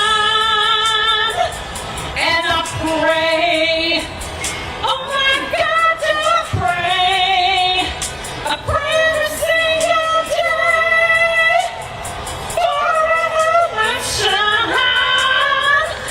And so I cry sometimes when I'm lying in bed just to get it all out what's in my head at night. I'm feeling a little peculiar, and so I wake in the morning and I step outside and I take a deep breath and I get real high and I scream to the top of my lungs, what's going on? And I say, hey, yeah, yeah, hey, yeah, yeah. I say, hey, what's going on? And I say, hey, yeah, yeah, hey, yeah, yeah, yeah, yeah. I say, hey, what's going on?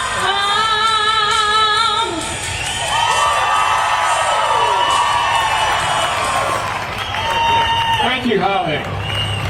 I let Holly take longer. She said she had a couple of songs. I said as long as they were those songs, we'll let you do it.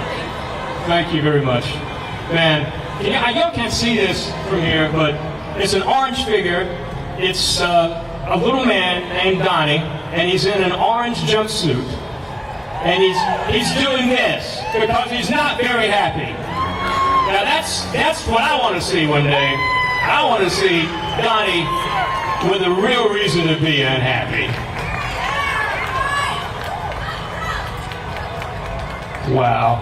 You know, there was a public figure, I'm not going to get into the details of it, but there was a public figure this past week who issued a warning saying that you better look out, and all of you radicals who plan on gathering around the state today, you better watch yourselves, because we will be watching you. You know what? Yeah, I don't see any radicals here. I don't see any radicals. The only radicals I'm thinking about right now are in Washington. Those are the radicals, the crazy, cray-cray people we better be looking out for. Oh, man.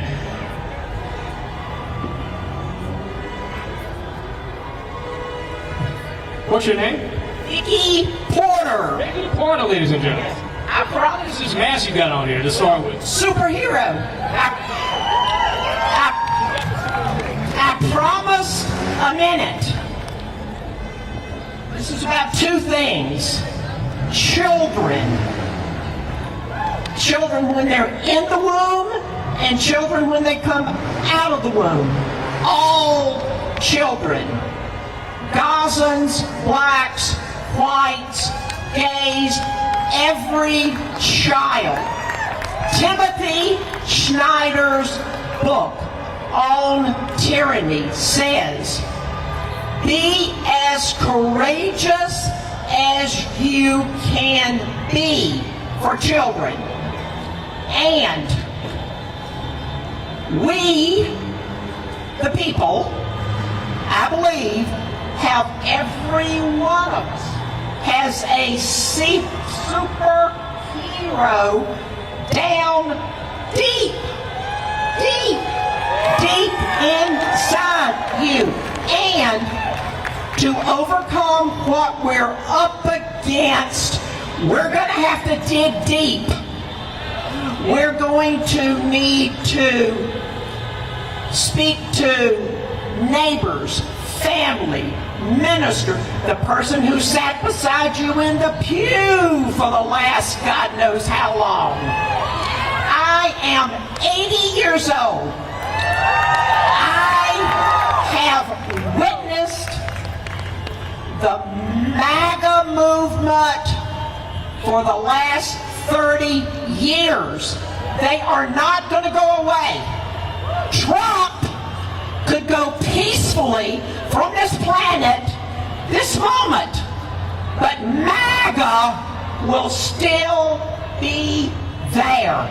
Trump did not create Project 25, so Trump is the tip of the iceberg. We have got to dig deep. Thank you. Thank you, Vicki Porter. That's beautiful. Tip of the iceberg. That pretty much says it. Ethan Alexander. Ethan Alexander. There he is. By the way, there's beautiful flags. There's one behind me and some other ones around here. The big flags are compliments of Sam Gibbons of 50501.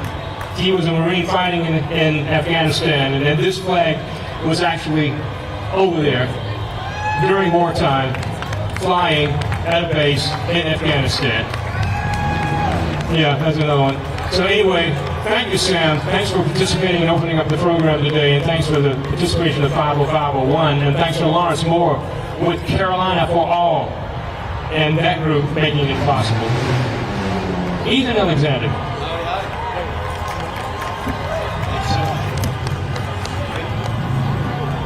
Howdy everyone. My name is Ethan, and today I would like to give two messages to two audience, but they do intersect. The first message that I want to give is to the men here, fighting for other people's rights that does not impact them specifically. The administration is targeting LGBT friends. The administration is targeting women's rights to choose for their own body. The administration is trying to prevent our transgender friends from fighting for our country. What strong men do is they look out for the rights of other people. They do not allow other people to tell them who they are. As a man, the only thing that I have a right to say is what I believe other men should be doing. And as a man, I'm going to use that to say that other men need to fight for other people. So to the men, the people in this administration, these are bad men. And to all the men here, thank you for fighting against these bad men. Because good men hold bad men accountable.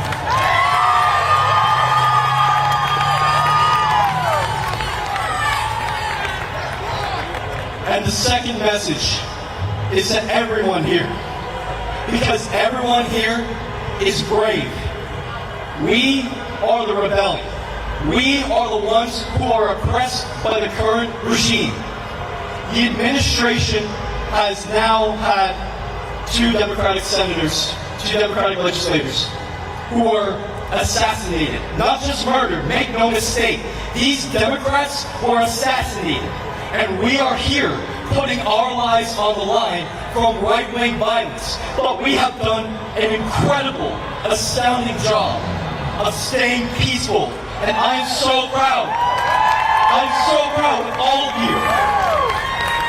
Despite them attacking us, trying to eradicate us and our history, we still persist. And that is what strength is. And all of you have strength. Thank you for coming out here. You all are incredible and so strong. Thank you.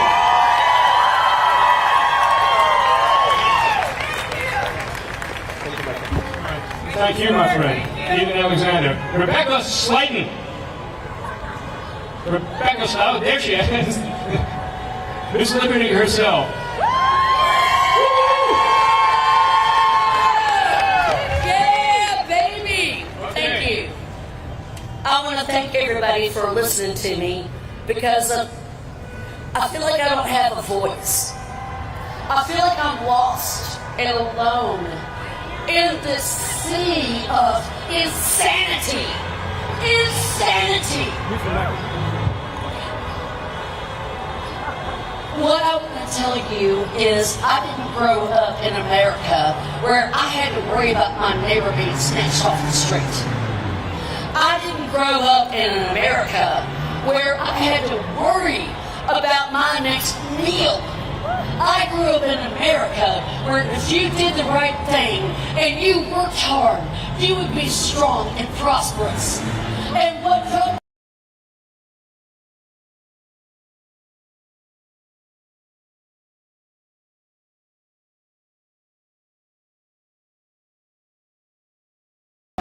He's eliminating our choice. He's eliminating our freedom. Do you understand this? Can I get a hell yeah? He's trying to cut us. He wants to enrich his own wealth. And we are looking for our next freaking meal. This is not the America I grew up in. The America I grew up in cared about the neighbor, cared about people around them. It was a concern if somebody was unjustly jailed. We have the right to care for each other, and he can't take these rights from us. We do not need faux King Trump.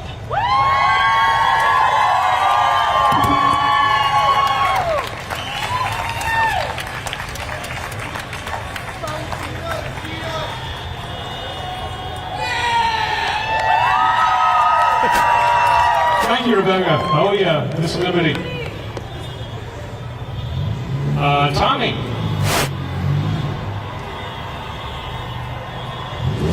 Connie Cummins. Come forth.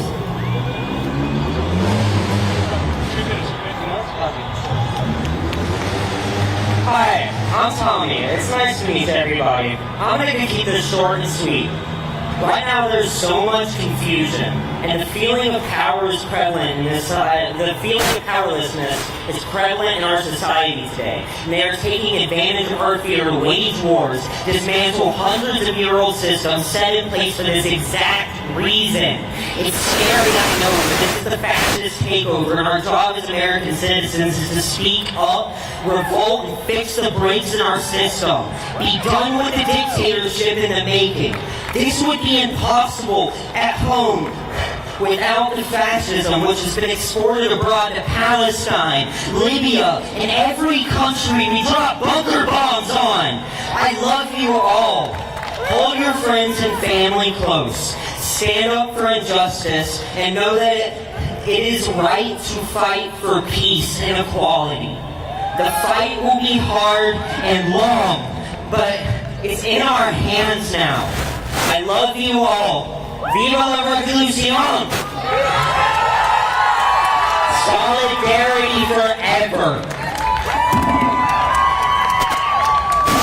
Thank you, Tommy. Viva la Revolution! May we, the flags out here on Flag Day, some of you brought your own and some of them were donated. We had hundreds of them donated. I want to give a special thanks to Julie Johnson. Julie's still out there. Rodney Harden. And David Glenn. Hell yeah. Thank you all.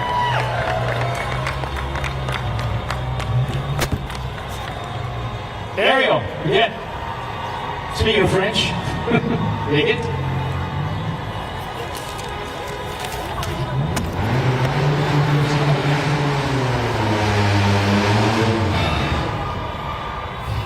My name is Ariel Alexandria Leggett.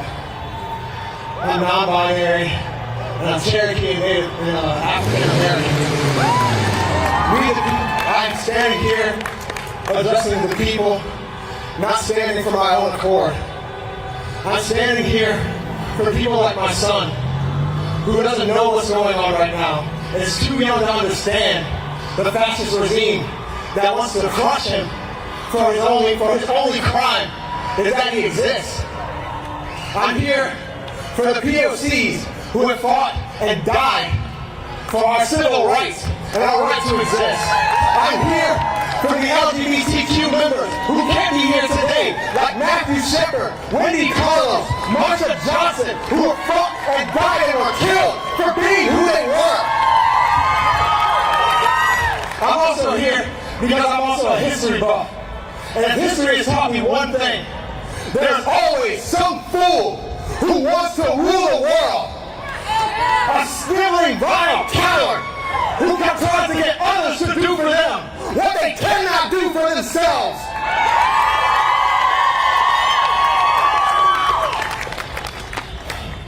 More importantly, I stand here for my own freedom, for your freedom, for any immigrant that comes here seeking asylum from violence and death on a country that was stolen, possibly even stolen from them, depending on who you are. More important than that, I stand for freedom and nothing else. I say let freedom ring. Let freedom ring. To quote Lincoln Park, when the operation of the machine becomes so odious, makes you so sick at heart that you can't take part. You can't even passively take part. And you've got to put your body upon the gears, upon the wheels, upon the levers, upon all the apparatus. And you've got to make it stop. You've got to indicate to the people who run it, to the people who own it, that unless you're free, the machine won't work at all.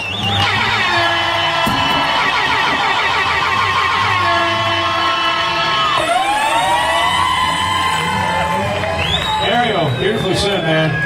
Ariel, we get. Aaron Rowland, Aaron Rowland, Aaron Rowland.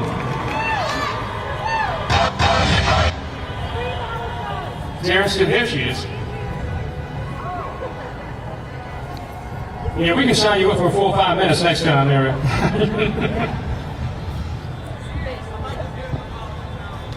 Hello?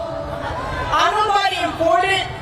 I'm a civilian just like you, and I couldn't give a shit if you're undocumented.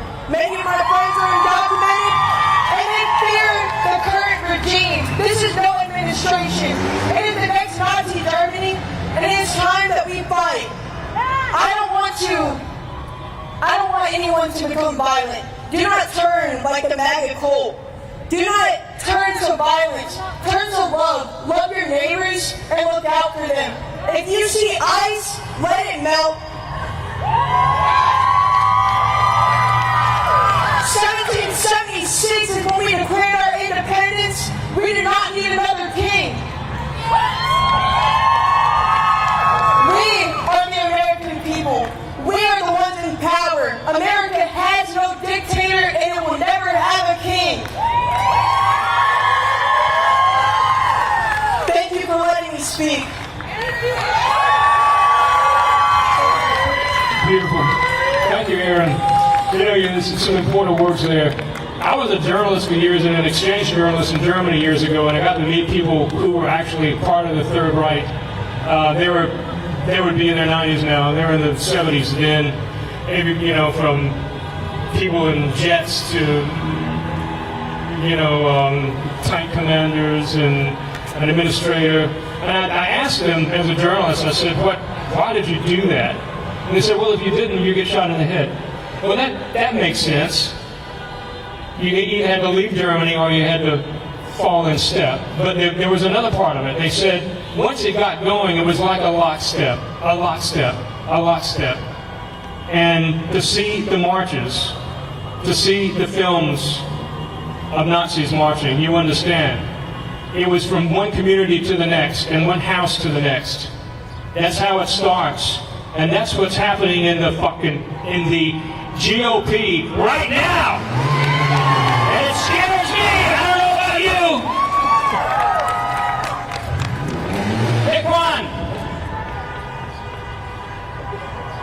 Daquan. There he is.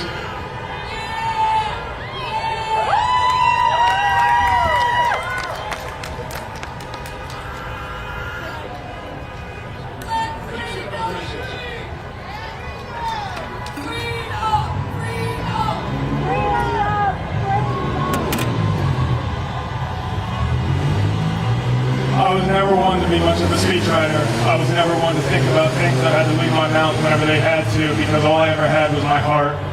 And my heart is all I've ever shared with this world. Now whether somebody accepts me or doesn't accept me, I just make sure that my heart stays true and I share it.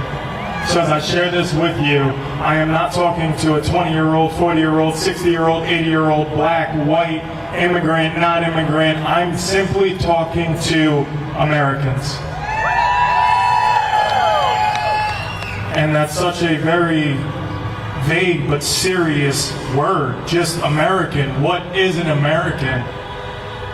And no, I don't mean black American, I don't mean white American. I mean, when you get home at night, what kind of American are you?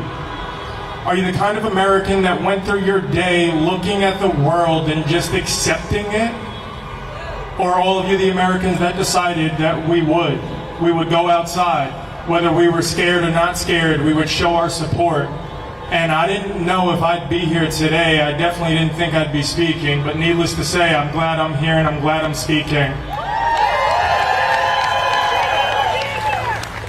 I'm scared.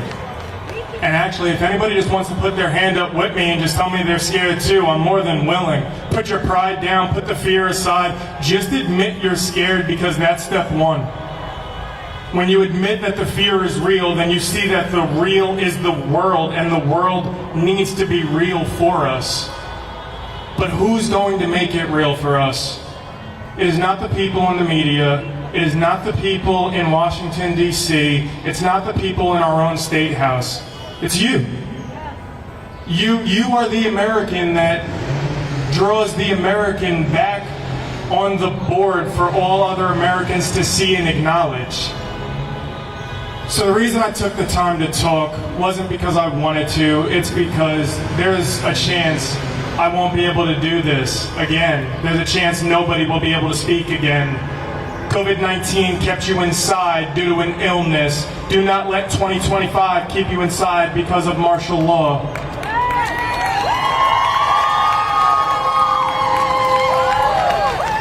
Nobody can hear you when you're inside. Social media is a playground I don't care to mess with because it's overwhelming, and like I said, I'm scared. So while you're out and about in public, find your voice. Find it to say hello to the person next to you. Find it to talk about the things that are making people uncomfortable to talk about, not because you could, but because you should. I don't know the right words for everybody here. I don't know how to make sure I touch everybody's heart. And I don't want to take any more time for anybody else that needs to share. But the only thing I want is for everybody that came out here and showed their support is to find your way home tonight, and before you find your way into bed, you acknowledge the fact that there is a fight on the way. And like I said, I'm scared. I do not want this fight to be physical. But before it becomes physical, I need everybody to understand the part you have to play while it's verbal. You have to make sure we're heard. And if you can't do that, then that physical comes, and no American wants that physical to come. So please, ask yourself what kind of American you are. God bless. before. And our appreciation to Maris and Cassie, the professional counselors who've been over there all day today, talking to folks. Next up, Sally Rizzi. Sally? We're playing about here now, one step at a time. We're not able to get all the list in, okay? And she wanted to do a song, so. Hello, everybody. Like many of you, I imagine you're going to tell me that you have never been to such an event, but I couldn't stay home. And of course, it's a risk with what's going on out there. But what I want to say before a very simple song, you're probably going to know when I tell you the artist is from, John Lennon. I want to instill in everyone here that the people are powerful. Do not hold on to your fear. Yeah, fear is real, but do not hold on to that. We have to go beyond that. Fear is what they want, and they want us to stay home. Do not stay home. We are more than them. We are billionaires and whatever in this crazy regime. But like someone said today, our president doesn't know what he's doing. He has to ask everyone what's going on. There's a few of them, but there's more of us. So do not stop coming to these rallies. Okay, so what I wanted to sing, I was trying to chant it by the street, about the people, which is part of our Constitution and our rights. Power to the people. Think we're going to have a music? Can you play it a little bit? Okay, it goes, power to the people. Power to the people. Power to the people. Power to the people. Stay right on.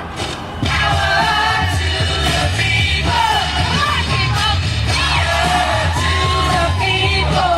Woo! Power to the people. Power to the people. Right on.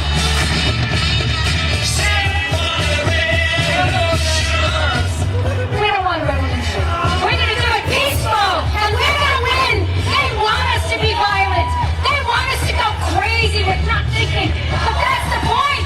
We think before we do things. Power to the people. Power to the people. Woo! Power to the people. Right on.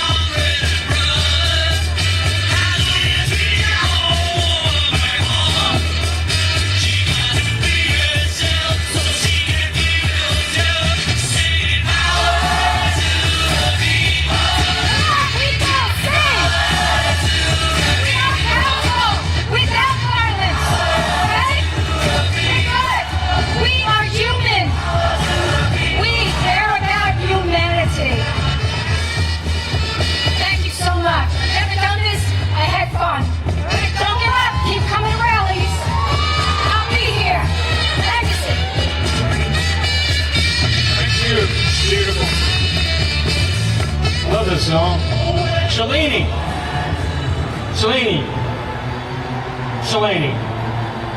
It was your writing and I can't read it. Shalini. All right, there you go.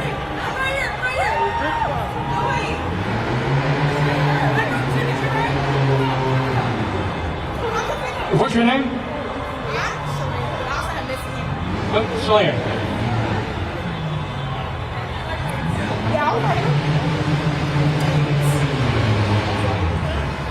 Hey y'all, my name is Shalaya, and I am a college student. I want to work with children, but I think it's really imperative for me to have this message out to the college students, to the young people here in this state, here in this country.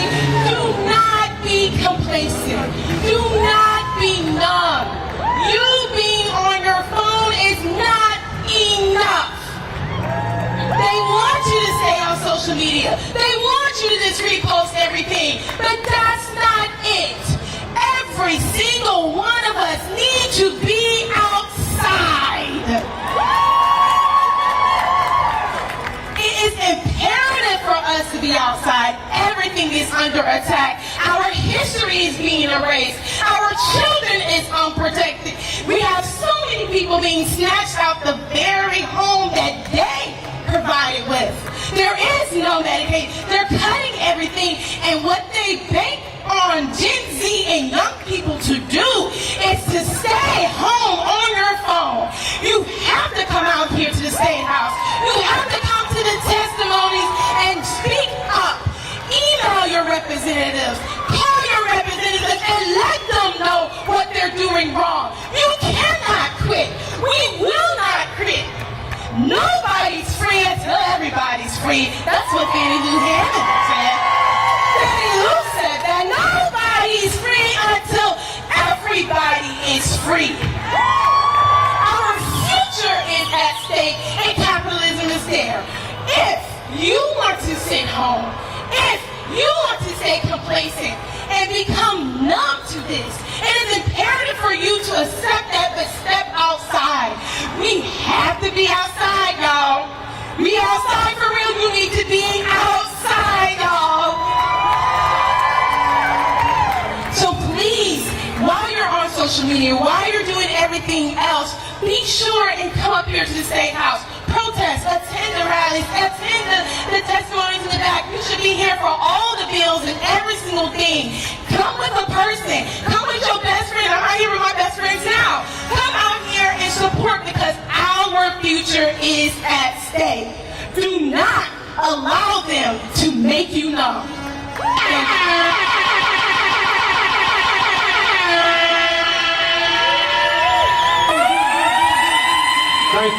Thank you, Shulia. All right, Sarah Shipman, say that 3 times fast. Like that T-shirt, Liberty and Justice for All. Okay. Oh, it says literacy. I can't read. And that's actually one of the things I want to speak about. I'm a public school educator, and thank you. And our education is under attack in this state. We lead this country in the most banned books. And that is ridiculous. Every single day, one woman from Seabrook Island thinks that her and Moms for Liberty can take books off of my shelf. And I won't stand for it any longer. We have got to support public school education. We have to. Without education, our kids can't learn, which means they can't read, which means they can't vote, they can't get a job, they can't read the prescriptions, they can't go to the doctor, they can't talk to the cops and say hands off. I'm tired, I'm sick of seeing my students come into my room afraid. I had a student who was undocumented, and he came up to me, and I don't speak Spanish, unfortunately. But he pulled his phone out, and up on Google Translate it said, "Is ICE gonna come take me?" And I said, "Not in my room, not in my school, and my principal backed me up on that. But we need the state to back us up on that. We need you every single time public education bills come out. Like Selena said, be here. Be vocal. Be talking to your people. Be talking to your representative. Cuss out Nancy Mace. Tell Lindsey Graham to get out of D.C. and let's find someone better. And I want to talk about fear. The last couple people spoke about fear. And I love this quote. It's from Carrie Fisher, leader of the Rebel Alliance. Right? She said, be afraid. It's okay to be afraid. But do it anyway. Because action is the thing that is important. If you stand back and stand by and let people come in and take over, However, you cannot live with that. I know you can't. My grandmother and my great-grandmother grew up in Nazi Germany. 2 weeks ago, she had a PTSD moment at a funeral because she heard gunshots. I don't want that for my students in my room. And they hear gunshots every other day in their communities because they don't have an education. So support public funding for education. Say no to these charter schools trying to come in and take over funding. Say no to these private school vouchers. Be someone, even if you don't have kids, for the kids. I don't have kids because they're in my room every day. And I love my kids with my whole heart. And I would stand in front of a bullet for them. And I will stand in front of ICE. And I will stand in front of Trump. I need you guys to stand with me. All right, be afraid, but do it anyway.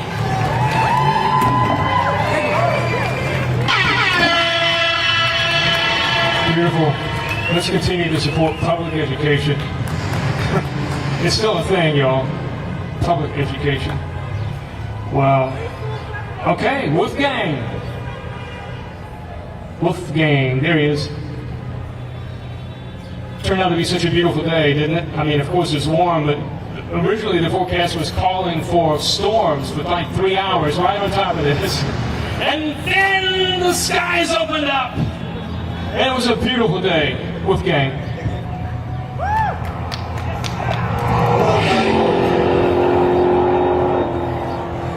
I promised my mom I wouldn't come.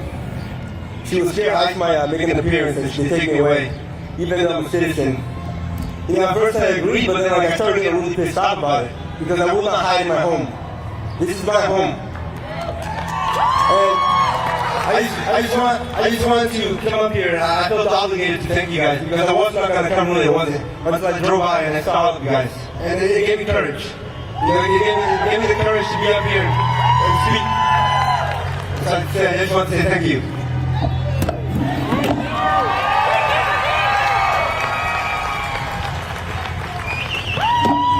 Great, thank you, Wolfgang. Now we have a handful of speakers still left. We have to keep it fairly short going forward because we have to clear this stuff out, you know, have everything done by 4:30. So we're going to try to wrap it up before 4. Next up, Austin Jackson.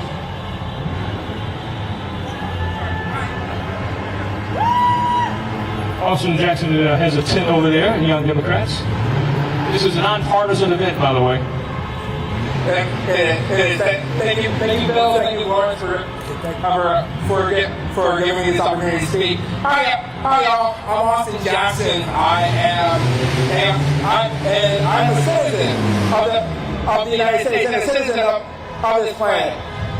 Honestly, as a young Democrat, I could come up here and speak so long about the Democrats or the Mercer County Democrats who have been out here organizing all day.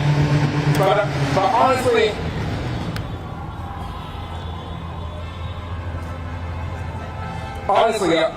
y'all, this morning we learned that two lawmakers in Minnesota have shot, and at least one of them lost their lives. Y'all, this is what we're facing. There's a direct line between the patriots who fought for our freedom way back in 1776 toward Harry Tubman's right up the Conneheat River during the Civil War, and the Second Massachusetts who fought for their own freedom, toward the Civil Rights Movement, to the movement to take down the Confederate flag from these grounds, all the way through today.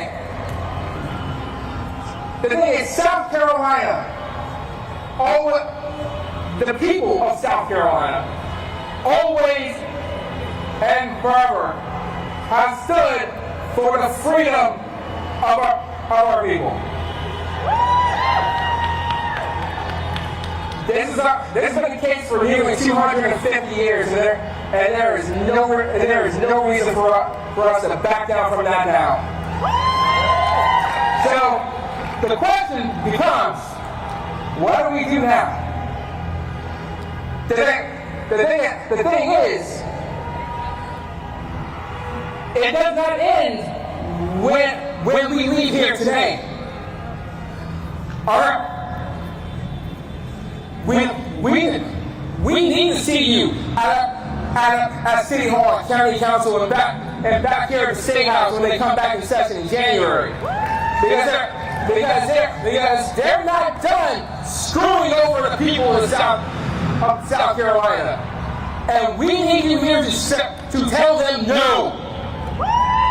We need you to organize, to register to vote, to register your friends to vote, to go organize with the county parties, to join me in the Young Democrats, to make sure this country never ever suffers a king ever again. Folks, it has been my absolute honor to be a citizen of this country. It really is, and honestly, I'm ready for this next fight. Thank you, Bill. Thank you, Carolyn, for all of it. Thank you for this.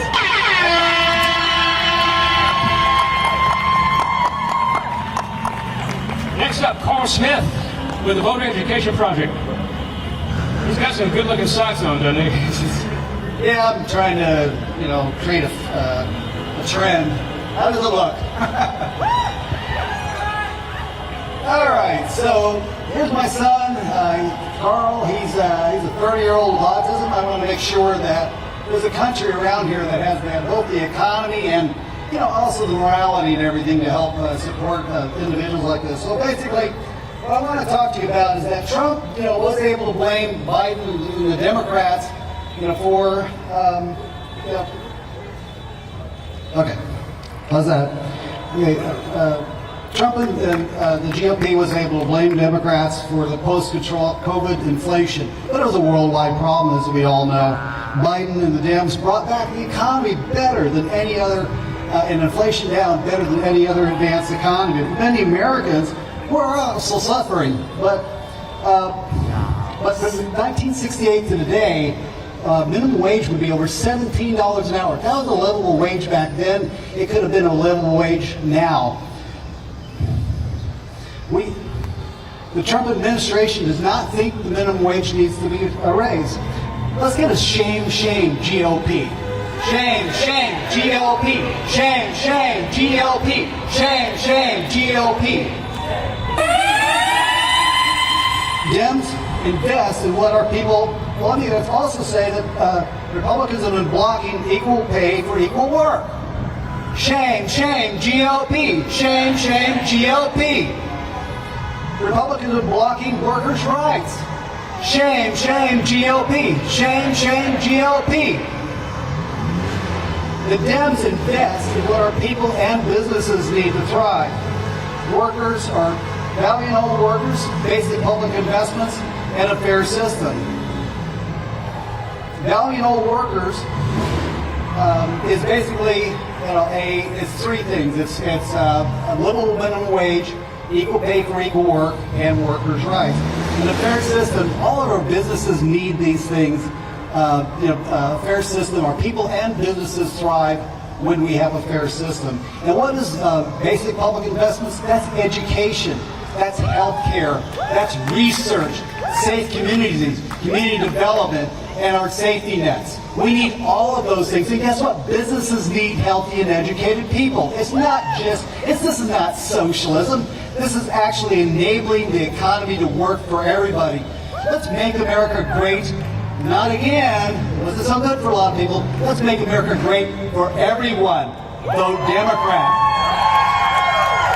There's a 15 or 10-minute video on how bottom-up economics works. If you want to go to your phones there, it's voteraeducationproject.com. Look for the little video. It's only 10 minutes, but we need to explain this to more people. You know, if I told you to put sand in your gas tank, you say, well, that's not going to help, because you know a little bit about how your car works. Let's get more people understanding how the economy works, where they can't hear the BS that Republicans have been feeding us, saying that we can put sand in the gas tank, giving money more money to the rich, and everything will be fine. Shame, shame, GOP. VoterEducationProject.com. Look for the little video, how bottom-up economics works. Just 10 minutes of your time, and we need to help spread that word to everybody so that more people understand that it's the Democrats that are best for the economy, not the GOP.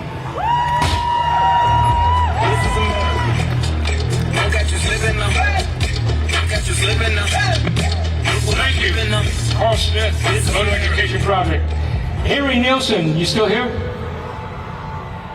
He was in a hurry earlier. He had a guy that worked with, there he is. Henry previously worked with the United Nations.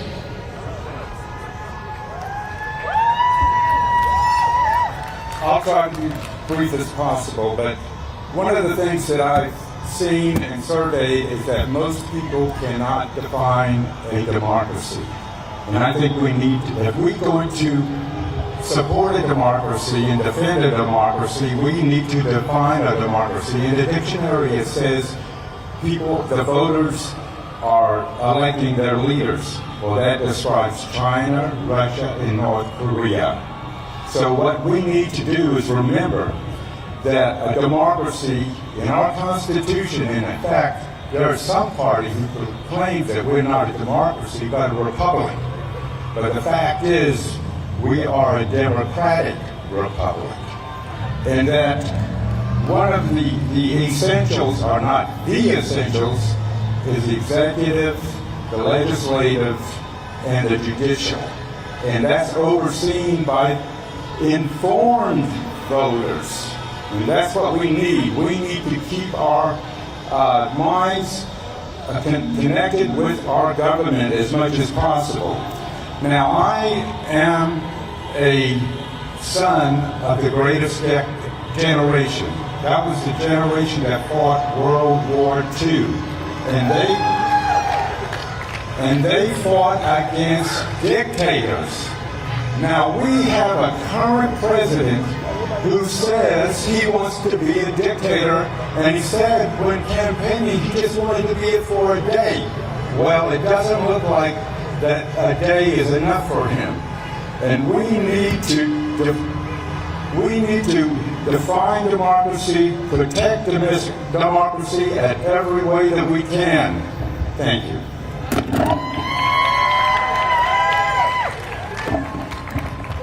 Thank you, Henry.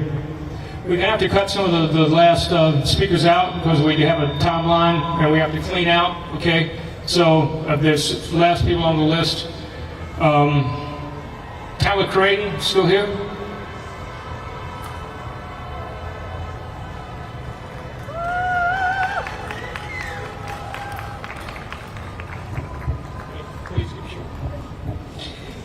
Hey, I did not want to come up here, but the Holy Spirit said go, so here I am. I come before you on behalf of the only king you should bow to, King Jesus, Yahushua HaMashiach. Jesus said in Luke 17:21, the kingdom of God does not come with observation, but the kingdom of God lives within you. Your voice matters, and if we don't speak out against the injustices and the evils in this world, who will? When God sent the greatest prophets to break up tyranny and government injustices being done, he called them out like he called Moses leading the people to part the Red Sea, and he said, take your staff and command the sea to part. So when God calls you and tells you to speak out, or the Holy Spirit, or whatever you believe in, Christ Christ consciousness within you. Bring that back. And be aware and realize that your voice does matter. Your voice matters. You have to speak out. You cannot sit here and bow to a king. The only king you should bow to is King Jesus. And bring back prayer, because there are so many injustices. We have so much going on in this dark, evil world, and it's getting worse. You know, I had a vision about Trump, and I'm not sure whether I should share it. I prayed on it, but you know, they talk about in Revelation the third temple being rebuilt, and everybody thinks it's a building. But we are the temple. We are the temple of the living God. And they keep aiming for Trump's temple for a reason, because his son-in-law, Jared Kushner, and other people are working on this microchip that they want to put into people. And it's going to come a time when you're going to have to say no or get your head cut off. Because guess what? The anti-Messiah, it says if even the very elite could be fooled by him. And if somebody gets shot in the head and gets reborn as part cyborg, part human, and they rebuild the third temple, which is the temple of God, your pineal gland that sits in the middle of your forehead, but he sits in the third temple and declares himself God and makes everyone take his mark. I tell you today as a warning, anyone who is listening to my voice, you better start praying for discernment. And you better talk to God, because God is within you. You don't have to seek externally for what's already within you. Thank you. Thank you, Taylor. Yeah. Thank you, Taylor. I had to cut anyone off, but we have one more speaker. One more speaker, and that's going to do it. We wrap up quickly because we have to get out of here. This is Julio Domingo. So basically what I want to say today, just want to thank everyone for coming out and just being courageous to show support for all communities, not just one specific community. But what I want to say, for real, is speak on behalf of the Latino community. There is a lot of racism and stereotypes and stigma, but that's not just happening because of Trump. This has been going on for centuries. Centuries and many centuries. So I want to challenge everyone today that if you genuinely support the Latino community, that you not only just show up when there are immigration raids being shown on the news, that you show up all the time, and not just because Trump is ordering deportations nationwide right now. You need to be showing up continuously and going into the Latino communities and learning our culture, our heritage, and our history. And no, that does not mean just going into a Mexican restaurant or a Latino restaurant. That means you go into the Latino communities and you learn how to speak Spanish or any of the languages that they speak, not just English. And you need to also learn how to break the own stereotypes and the systemic racism and biases that you may have internalized within yourself. But I challenge you guys to do that. And again, I appreciate everyone for coming out and continue to love one another and learn from each other, from people that are do not have the same similar backgrounds as you. Thank you again. Thank you. We want to tell everybody how much we appreciate everyone showing up. We had a huge turnout, and